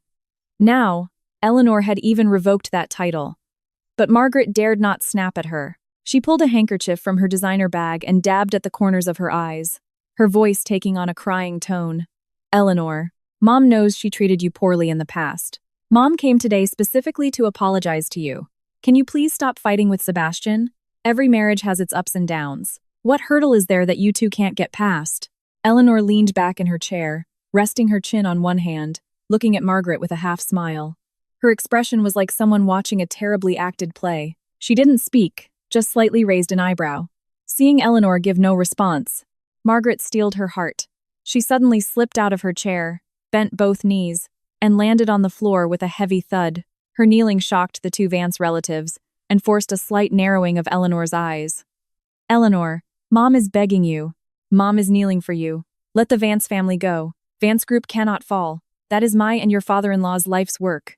Margaret knelt on the floor, tears immediately streaming down her face. She reached out and grabbed the hem of Eleanor's pants, crying hysterically. Eleanor looked down at her. This woman, who had forced her to scrub floors on her hands and knees every day and demanded Eleanor kneel to massage her swollen feet, was now kneeling before her, crying like a child. Eleanor felt no pleasure in her heart, only an indescribable sense of irony. She didn't move, merely stating flatly, "Margaret, you are kneeling to the wrong person. The person you should be kneeling to is not me. It is your son, Sebastian." Margaret froze, her crying halting for a second. Eleanor looked at her and continued, "Vance Group survived this long not because of my forgiveness, but because for 3 years, I, Eleanor Sterling, threw money into it like an idiot. Now that I want my money back, you run over here and kneel to beg me. Well, 3 years ago, when Sebastian punished me to kneel in the library, why didn't you kneel and beg him to spare me?" Margaret's face turned beet red. She opened her mouth but couldn't speak. Eleanor turned her head and gave Claire a look. Claire understood, pulled a document from her folder, and handed it to Eleanor. Eleanor took it and casually tossed it in front of Margaret. It was a hospital medical diagnostic report dated 3 months ago. The diagnosis section read, "Synovitis of both knees. Meniscus deterioration in both knees. Minor lumbar spine fracture." The cause section clearly stated, "Prolonged kneeling labor. External blunt force impact." At the bottom was the doctor's recommendation. Avoid prolonged standing. Avoid kneeling postures. Otherwise, normal walking mobility may be permanently affected. Margaret picked up the diagnostic report, her hands shaking violently. She looked up at Eleanor, her eyes full of disbelief. Eleanor's voice drifted down from above, cold and serene. "Do you even remember how many times I knelt in the Vance house over the past 3 years? You made me kneel to scrub the floors, kneel to wash and massage your feet, kneel to apologize to you. Sebastian forced me to kneel in the library, forcing me to confess to things I didn't do. My knees, my spine, all ruined by your Vance family. And now you come here saying you are kneeling, begging for my forgiveness?" Eleanor leaned down, reaching out to pinch Margaret's chin, forcing her to look into her eyes. Margaret was trembling all over, tears and snot smearing her face. Eleanor's gaze was as cold as absolute zero.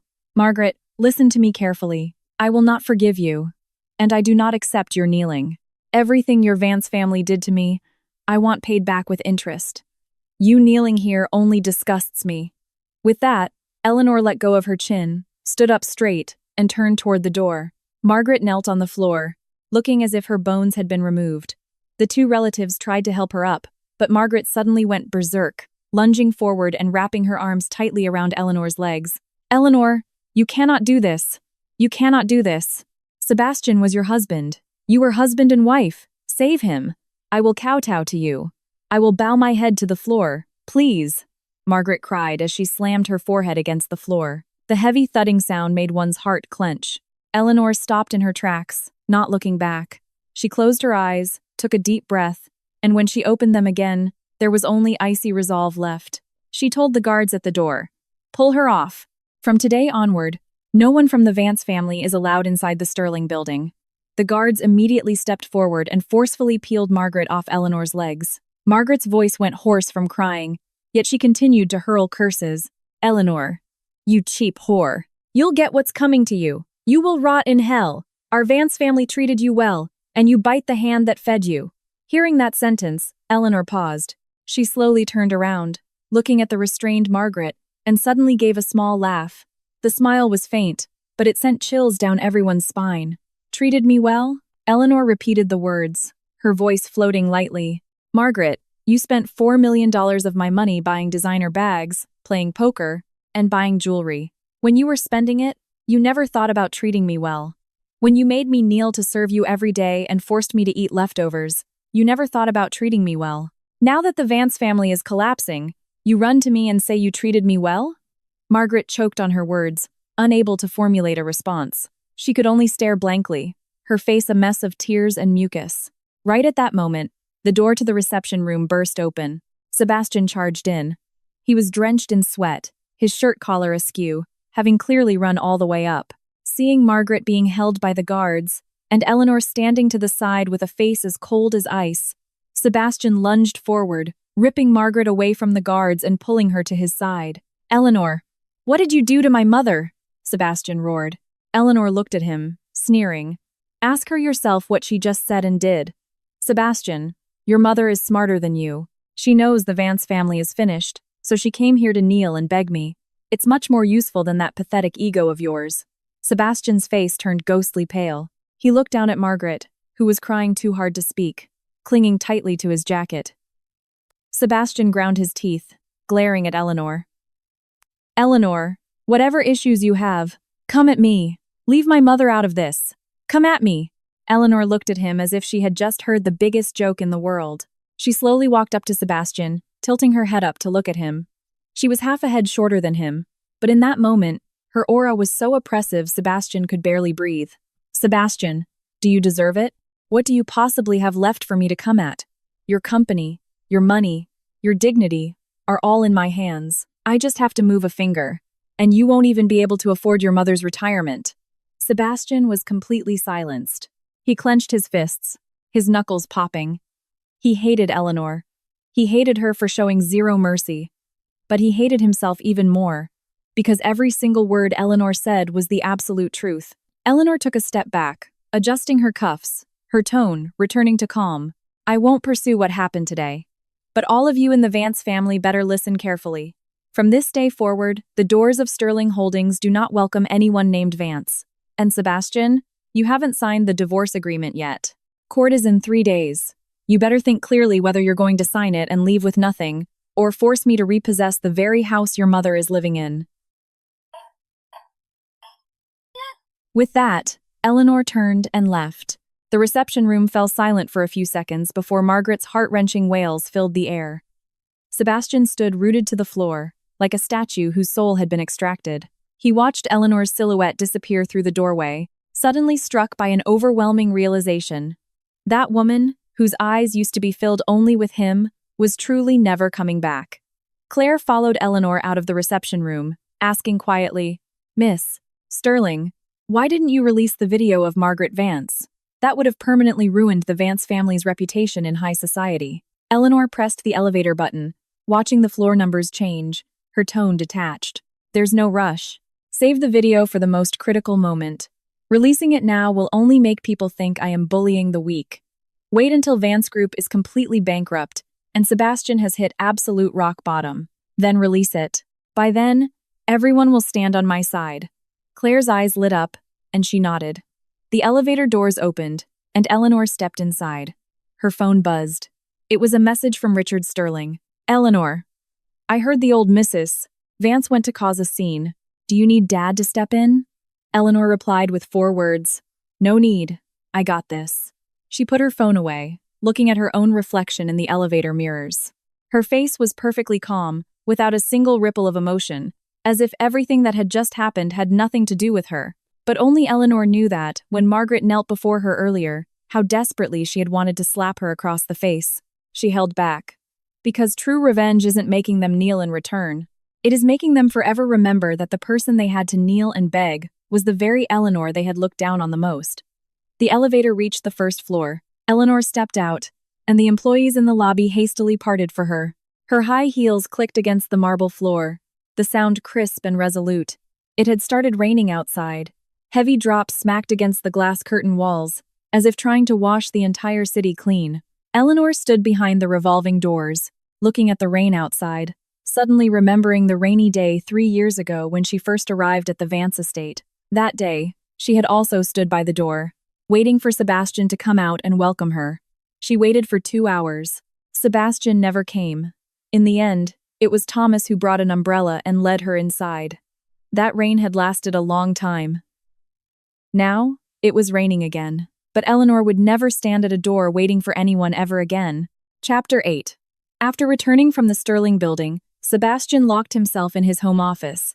Margaret had cried herself to exhaustion downstairs and had been helped back to her room by Thomas. The entire Vance estate was as silent as a graveyard. The rain was pouring heavily. Rainwater slid down the eaves and lashed against the windowsills, each drop hitting like a dull knife scraping against Sebastian's heart. He sat behind his desk, his eyes locked onto a framed photo on the wall. It was their wedding photo. In the picture, Eleanor wore a white wedding dress, smiling gently and with restraint. He himself looked stern, his eyes cold. Back then, he felt he had been forced into the marriage. He thought Eleanor was climbing the social ladder by marrying him. Now, looking at this photo again, he suddenly realized that hidden within Eleanor's smile were too many things he hadn't understood at the time. He stood up, walked over to the bookshelf, and casually pulled open a drawer. Inside was a photo album. He had never opened it before. Sebastian pulled the album out and slowly opened it. The first page was a photo of breakfast Eleanor had made. Fried eggs, oatmeal, some side dishes. Beneath the photo was a small line of text in Eleanor's handwriting. Sebastian, these are the sunny-side-up eggs you like.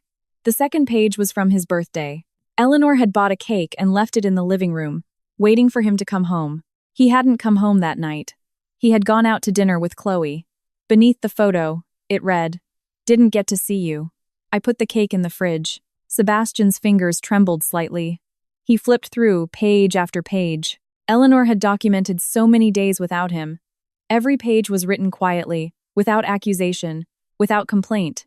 Yet the more it was like this, the more Sebastian's heart ached. He suddenly remembered how Eleanor used to text him every morning, asking if he was coming home for dinner. Most of the time, he didn't reply. When he did, it was usually just one word: busy. Eleanor said she waited for him late into the night every day. Later, she got so used to waiting that she just stopped waiting altogether. At the time, Sebastian didn't think much of it. Thinking about it now, how much disappointment must a woman accumulate to not even be willing to wait anymore? He closed the album and leaned against the bookshelf, tilting his head back.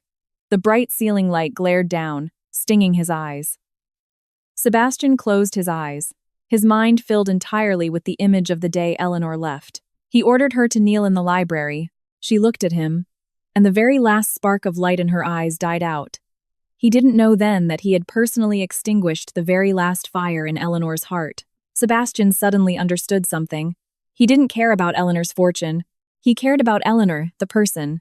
Over the past 3 years, he had long grown accustomed to Eleanor's presence, accustomed to the meals she cooked, the clothes she washed, accustomed to her always standing behind him. He thought it was a given, but it wasn't until Eleanor left that he realized the person keeping his life standing was Eleanor all along. "I love her." Sebastian heard his own voice echo in the empty study. He violently opened his eyes, as if startled by his own words. He had lived 28 years and had never seriously thought about love. He thought love was Chloe's pouting, her tears, her need to be protected. But true love was like Eleanor bringing everything she had and laying it before you, even if she got bruised and battered. without ever saying a harsh word. He grabbed his coat and charged out of the study. Thomas tried to stop him downstairs. "Sir, it's pouring rain outside. Where are you going?" "To the Sterlings." Sebastian uttered only those 3 words before charging into the rain. The rain was fierce and heavy. When Sebastian's car parked at the foot of the hill leading to the Sterling estate, the security guards blocked him. The head of Sterling Security stood there, holding an umbrella, his tone hard and cold. "Mr. Vance. Miss Sterling left orders. No one from the Vance family is permitted entry." Sebastian stood in the rain, completely soaked. Rainwater poured down his hair, his shirt clinging to his skin, looking utterly pathetic. He looked at the guard, his voice raspy. "I need to see Eleanor." "You tell her. I won't leave. If she doesn't see me, I won't leave." The guard shook his head, turned, and walked away. Sebastian just stood there outside the Sterling gates, motionless. The rain fell harder. The water blurred his vision.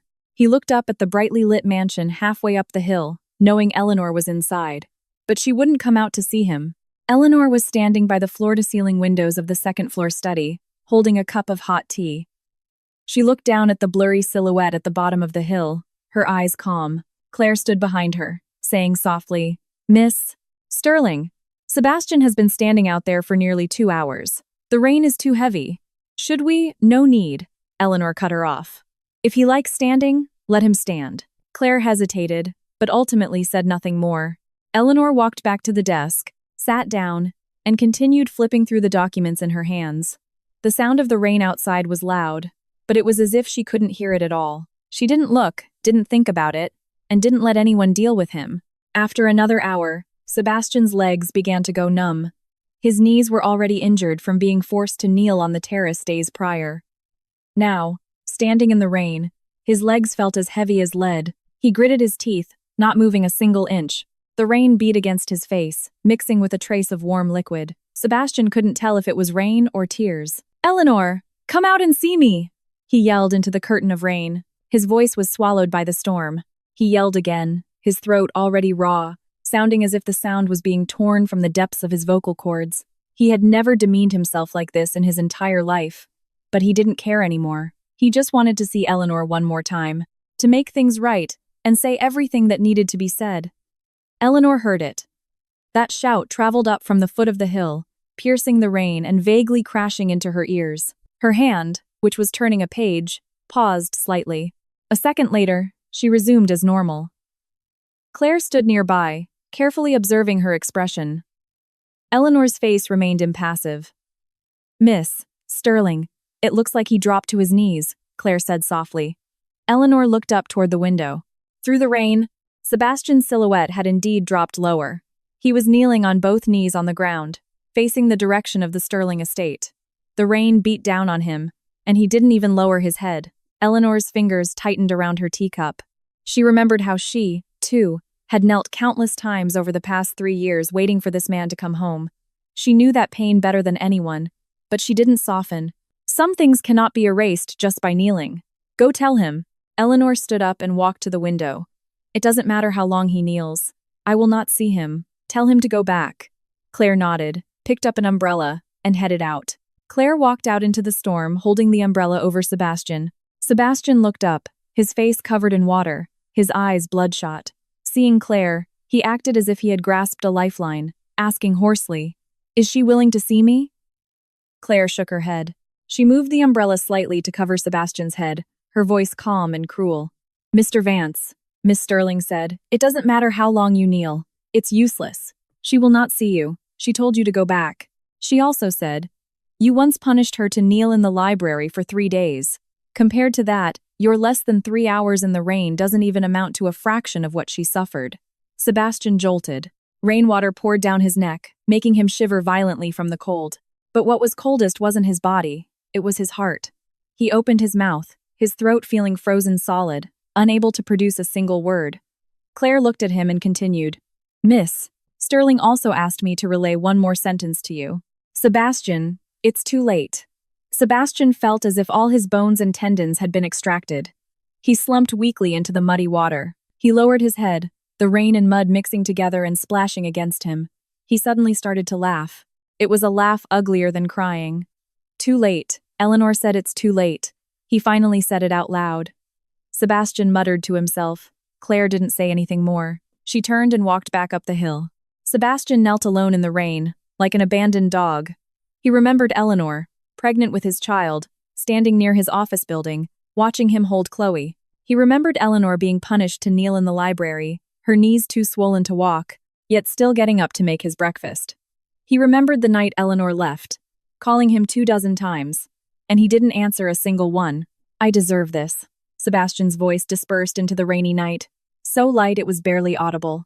Eleanor stood by the window, watching the blurry shadow at the bottom of the hill. Claire returned to report.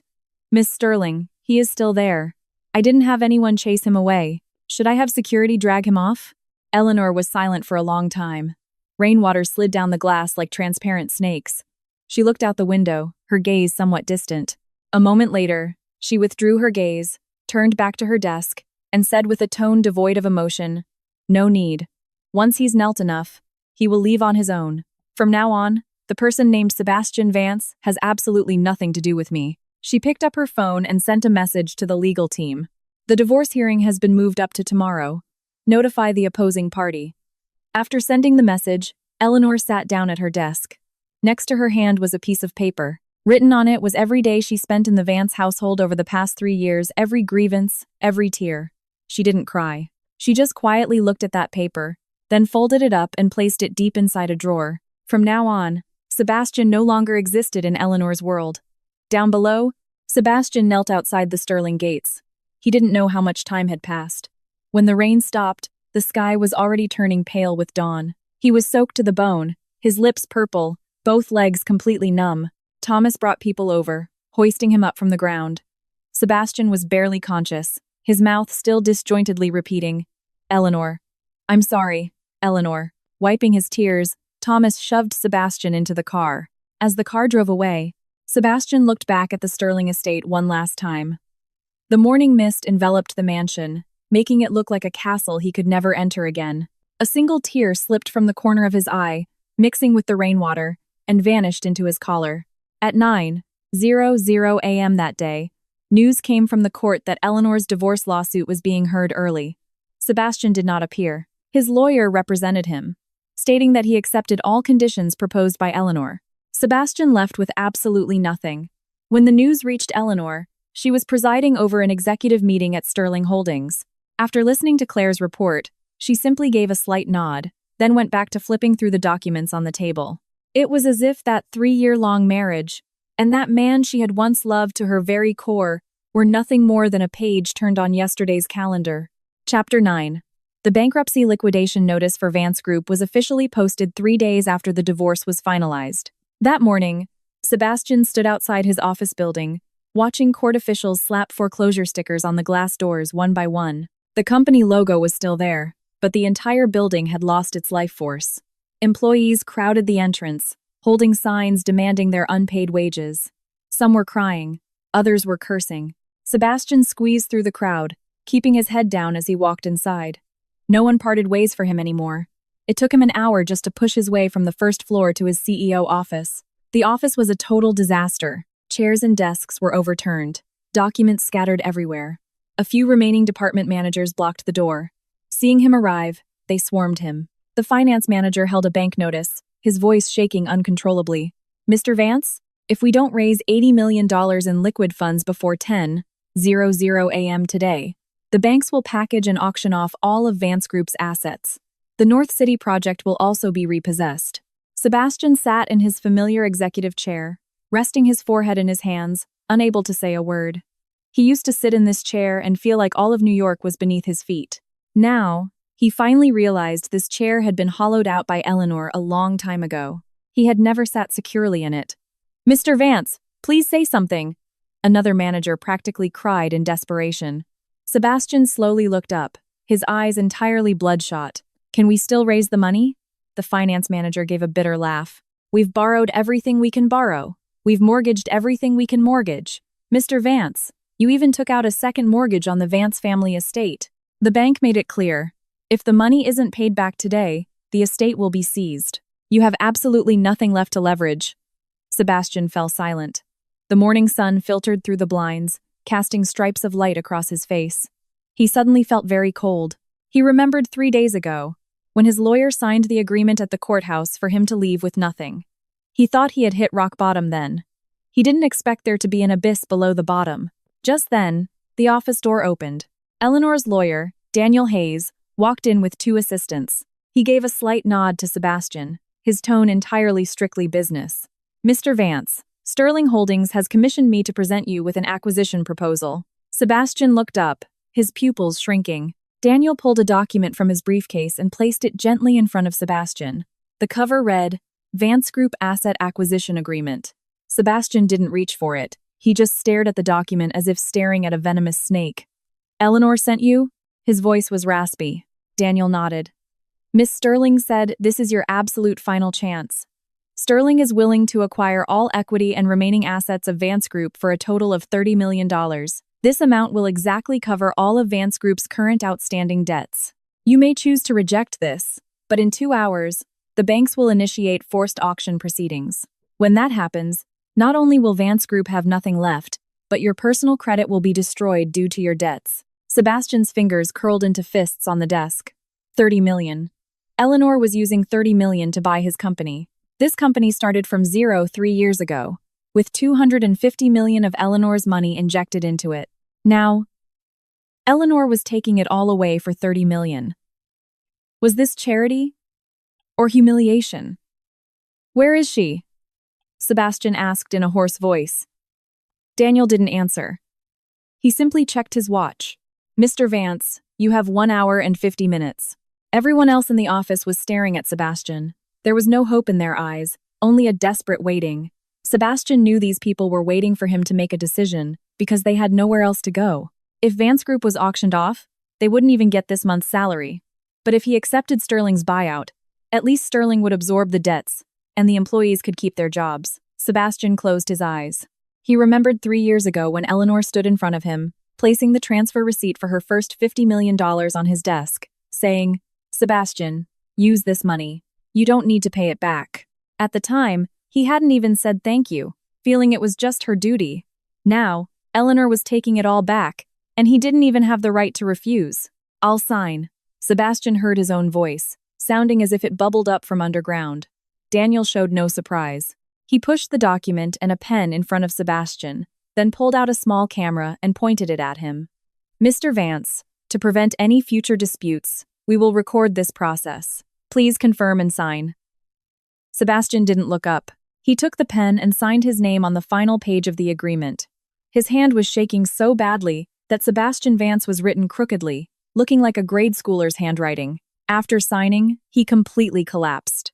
Daniel packed away the documents, stood up, and said politely, "Mr. Vance, Miss Sterling asked me to pass on a message." She said, "Thank you for teaching her a lesson over these past 3 years. If you're too soft, people will just walk all over you. So now, she will not show mercy to anyone." Sebastian sat in his chair, his eyes hollow. Daniel and his team left. The other people in the office gradually dispersed. Sebastian sat there alone, like a statue drained of its soul. Right at that moment, his phone rang. Sebastian picked it up mechanically. It was Chloe's number. He answered. Before he could speak, Chloe's frantic voice came through. "Sebastian, I heard Eleanor is acquiring your company. You can't say yes to her. You have to think about me. Think about our child. If you give up the company, what are we going to do?" Sebastian closed his eyes, his voice exhausted. "Chloe, the company is gone. Take care of yourself from now on." The other end of the line went quiet for a moment. Then, Chloe's voice turned shrill. "Sebastian, how can you do this? You promised you would give me and the baby a future. Now you have nothing. How are you going to support me? I'm telling you, I am carrying your flesh and blood." Sebastian suddenly found it all incredibly ridiculous.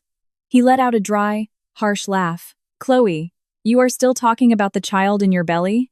Do you think I don't know?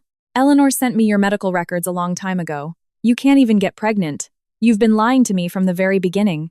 The phone went dead silent. A few seconds later, Chloe hung up without a word. Sebastian tossed his phone onto the desk and ignored it. What he didn't know was that after hanging up, Chloe didn't sit at home and cry. She turned around, opened her closet, and dragged out 2 large suitcases from the very back. The suitcases were stuffed with all the jewelry and designer bags Sebastian had bought her over the last 3 years, as well as the cash and gold bars she had secretly hoarded. Wiping her face, Chloe pulled out her phone and booked a flight to Europe. She had opened overseas bank accounts a long time ago. Sebastian was finished. If she didn't run now, was she supposed to wait around to die with him? Chloe dragged her suitcases out the door. She didn't go to the airport immediately. Instead, she headed to the Vance estate first. She knew Margaret still held onto a hidden stash of jewelry, the Vance family heirloom emeralds. Sebastian had shown them to her before, saying they were incredibly valuable. Chloe intended to make one last score before disappearing. The Vance estate was empty. Thomas the butler was nowhere to be seen. Margaret was sitting on the sofa, staring blankly. Seeing Chloe walk in, she frowned. "What are you doing here? Our family is in ruins, and you still have the nerve to show your face?" Chloe ignored her cold attitude, casually sitting across from Margaret, and smiled. "Margaret, Sebastian told me to come back and get something. He said the antique emerald jewelry should be held by me for safekeeping. You know how vicious the debt collectors are outside right now. It's not safe to keep it in the house." Margaret looked at her suspiciously. "Sebastian sent you?" Chloe nodded, her expression turning exceedingly gentle. "Margaret, do you still not trust me? I am the one who is going to give you a grandson. Sebastian said once this blows over, he will marry me. When that happens, you will be my real mother-in-law. What's yours is mine, isn't it?" Margaret wavered. Deep down, she had always looked down on Chloe, but now the Vance family had no other hope. What if Chloe really was pregnant with a child? She hesitated for a moment, then got up and went to her bedroom. A moment later, she came out holding a mahogany box and handed it to Chloe. "These are the ancestral Vance emeralds. Keep them safe. When Sebastian comes back, let him know." Chloe took the box, her hands trembling. She suppressed her wild euphoria, stood up, and said, "Don't worry, Margaret. I'll be going now. Sebastian is waiting for me outside." Margaret didn't suspect a thing, just waving her hand dismissively. Chloe clutched the box, dragged her suitcases, and practically sprinted out of the Vance estate. The moment she was out the door, she shoved the box into her suitcase, flagged down a taxi, and sped toward JFK Airport. Sebastian didn't return home until 3 hours later. As soon as he walked in, he saw Margaret sitting in the living room, her eyes red and swollen. Thomas stood to the side, looking as if he wanted to say something but couldn't. Sebastian asked casually, "Did Chloe come by?" Margaret nodded. "She said you sent her to get the emeralds." "Sebastian, those emeralds were left by your grandmother. You can't just give them all to that homewrecker." Sebastian's face drastically changed. He rushed to the phone and dialed Chloe's number. The phone was turned off. He then called Chloe's best friend. The friend told him that Chloe had boarded a flight to Europe that very afternoon.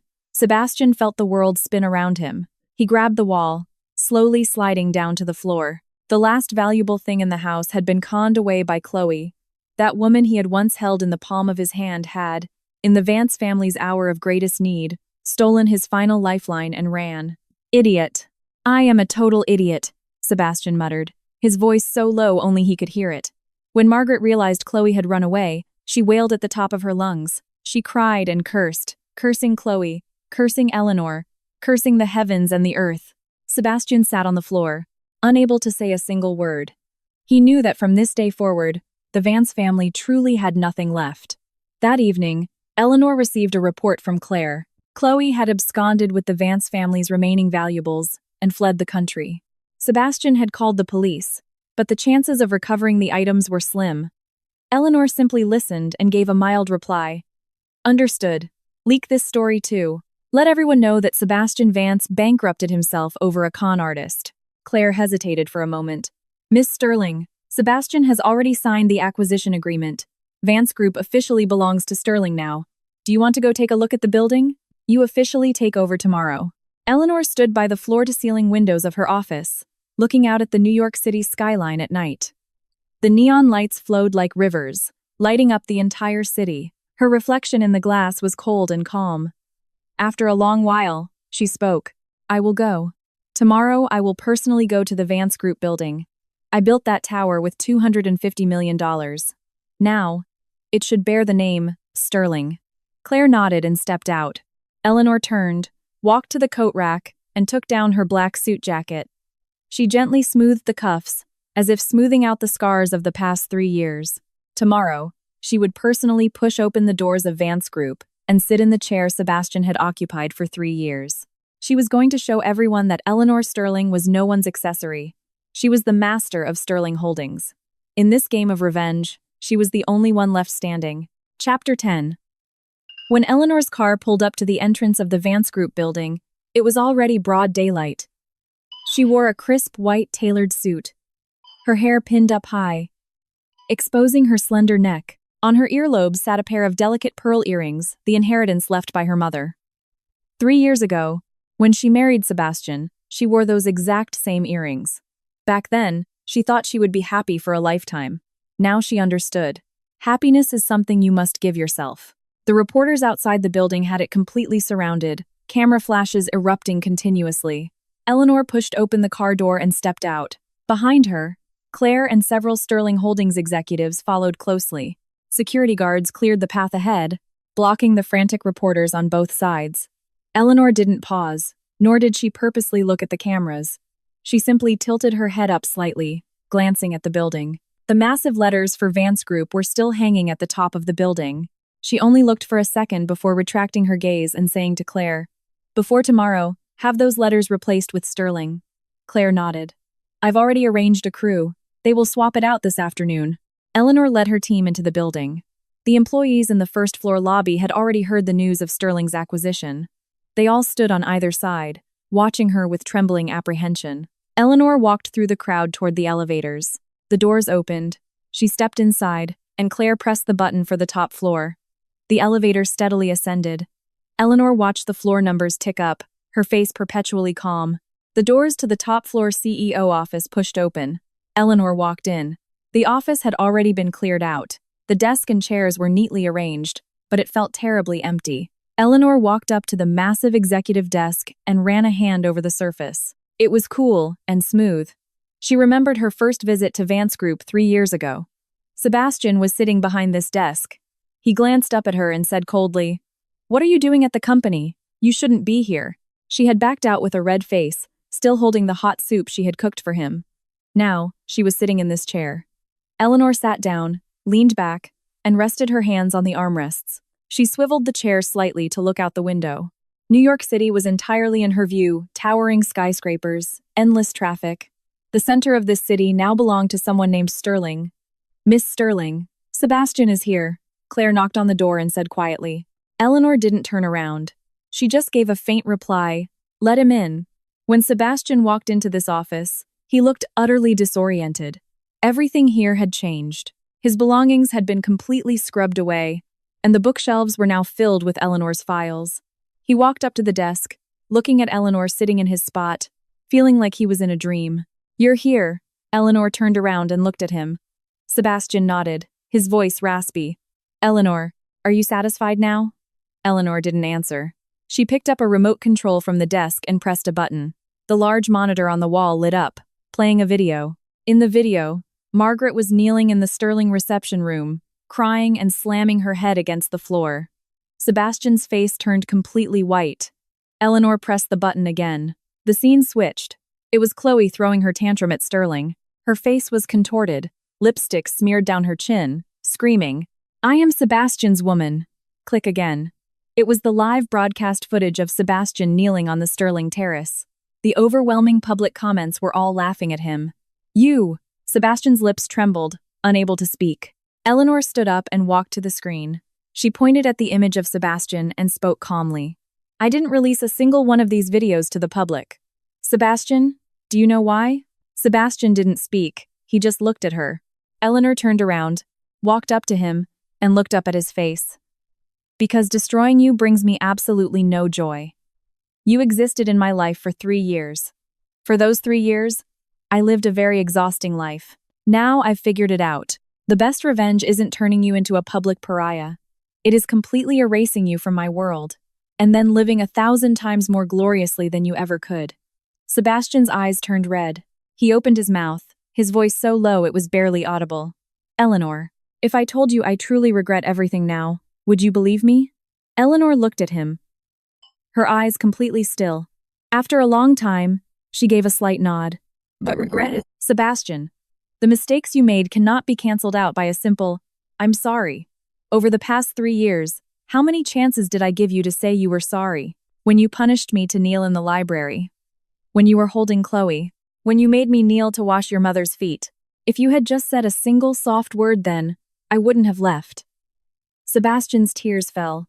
He stood in front of Eleanor like a dog whose spine had been thoroughly shattered. Eleanor didn't yell at him, didn't hit him. She just looked at him, her eyes holding neither hate nor love. That empty, boundless calm was more agonizing than any punishment.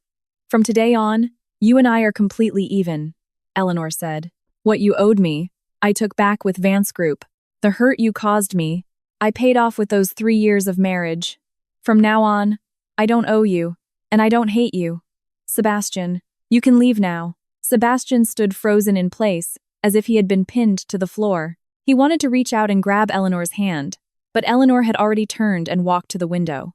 Her back was facing him, her silhouette outlined long and clear by the sunlight.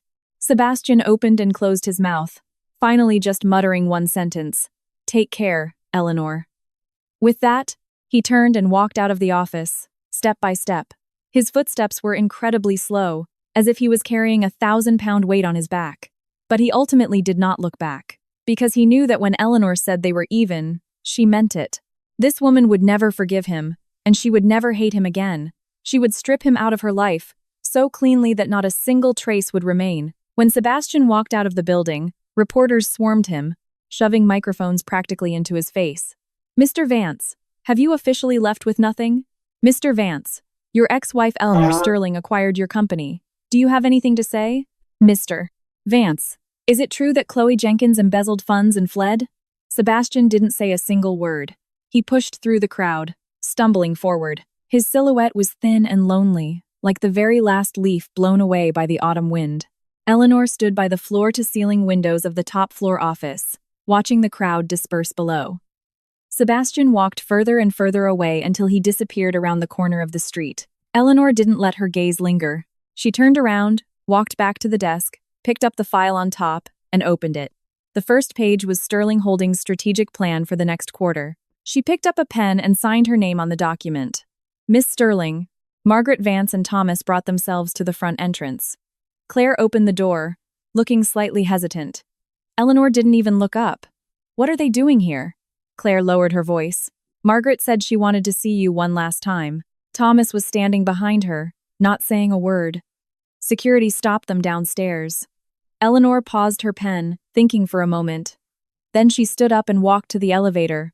Claire quickly followed. "Miss Sterling, are you going down? Should I call for more security?" "No need." Eleanor pressed the button for the first floor. The elevator reached the lobby. Eleanor walked out of the building. Margaret stood at the entrance, her hair a mess, her face covered in dried tears. Seeing Eleanor, she instinctively took a step back. That scene in the Sterling reception room 3 days ago had completely ground away all her arrogance. Thomas supported her, his face full of bitterness. Eleanor walked up to Margaret, her tone flat. "What else do you want from me?" Margaret opened her mouth, and tears welled up again. Her lips trembled several times before she managed to stutter. "Eleanor. No. Miss Sterling. I just wanted to ask you one thing. Is there really no way out for the Vance family?" Eleanor looked at her, remaining silent for a moment, and then said, "Sebastian will have to find a job. Thomas will continue to look after you. Your Vance family estate has been repossessed by the bank, but I left a sum of money for you. It's in Thomas's bank account. It is enough for you to rent a place and live a normal, ordinary life." Margaret was stunned. She never expected Eleanor would actually leave money for her. A complex array of emotions flashed through her eyes: shame, gratitude, and deep, profound regret. She lowered her head, her lips trembling, and it took a long time to force out one sentence. "Eleanor, Mom is sorry for how she treated you." Eleanor didn't acknowledge the sentence. She looked up at Thomas. Thomas quickly bowed to her. Thank you, Miss Sterling." Eleanor gave a slight nod, turned, and walked back into the building. She walked decisively, without looking back. Margaret stood at the entrance, watching Eleanor's back, tears streaming down her aged face. Thomas held her arm and whispered, "Madam, let's go. Miss Sterling, she has already done more than enough." Margaret nodded, turned around unsteadily, and slowly walked away with Thomas. Eleanor returned to her top-floor office. Claire brought in a cup of coffee and set it by her hand. Eleanor picked it up and took a small sip. The aroma spread across her tongue, carrying a hint of bitterness. She remembered when she first married into the Vance family 3 years ago. She brewed coffee for Sebastian every morning. Sebastian complained it was too bitter. She added 3 sugar cubes, and Sebastian still frowned. Later, she realized it wasn't the coffee that was bitter. It was that Sebastian simply didn't care about her at all. Miss Sterling, Mr. Richard Sterling called earlier. He wanted to know if you are coming home for dinner tonight, Claire said. Eleanor let out a very faint smile. The smile was light, but entirely genuine. She said, "Tell him I am. Tell him I want to have his homemade soup." Claire smiled too, nodded, and left the room. That evening, Eleanor returned to the Sterling estate. Richard was sitting in the dining room waiting for her. On the table were several home-cooked dishes and a pot of pork rib soup. Eleanor sat across from her father. Richard scooped a bowl of soup and placed it in front of her. "Drink up. Your mother used to love this soup too." Richard's voice was gentle. Eleanor took the bowl, lowered her head, and took a sip. It was hot, the steam making her eyes sting slightly. She looked up and smiled at her father. "Dad, from now on, I will come home to eat with you every day." Richard nodded, his eyes filled with relief and tenderness. He said, "Eleanor, Dad is getting old. Sterling will depend on you from now on. Don't push yourself too hard. The past is the past. You still have a long life ahead of you." Eleanor hummed in agreement, drinking the soup sip by sip. She turned her head to look out the window. The evening twilight crept up from the hills, enveloping the entire Sterling estate in a gentle dusk. In the distance, the city lights flickered on one by one, like stars scattered across the ground. Eleanor suddenly felt as if she had just woken up from a very long dream. In the dream, she had knelt, cried, loved, and hated. Now, the dream was over. She was sitting in this castle that belonged to her, with her father, with Sterling Holdings, and with everything ready to begin anew. And Sebastian, the man who had once occupied her entire youth and all her love, had become nothing more than a blurry shadow from that dream. Eleanor didn't regret loving him, and she didn't regret leaving him, because it was exactly that pain that forged her into the Eleanor she was today. That night, Eleanor returned to her bedroom. She stood by the window, looking at the moon in the sky. The moonlight was bright and pure, casting a remarkably soft glow upon her face. She picked up her phone and sent a message to Claire. "Starting tomorrow, the Vance Group building will officially be renamed the Sterling Tower. Issue a public press release. Also, track down all the funds in Chloe Jenkins' overseas accounts, recover them, and donate them to children's charities." Claire replied, "Received, Miss Sterling." Eleanor put down her phone and lay down on her bed. She closed her eyes. This was the most peaceful night of sleep she had had in 3 years. There were no nightmares, no tears, only the moonlight resting quietly on her pillow. The story is not completely over here. Eleanor's new life has only just begun, and those who once hurt her will ultimately be forgotten in the dust of time. She will no longer look back. She will only move forward, ever forward.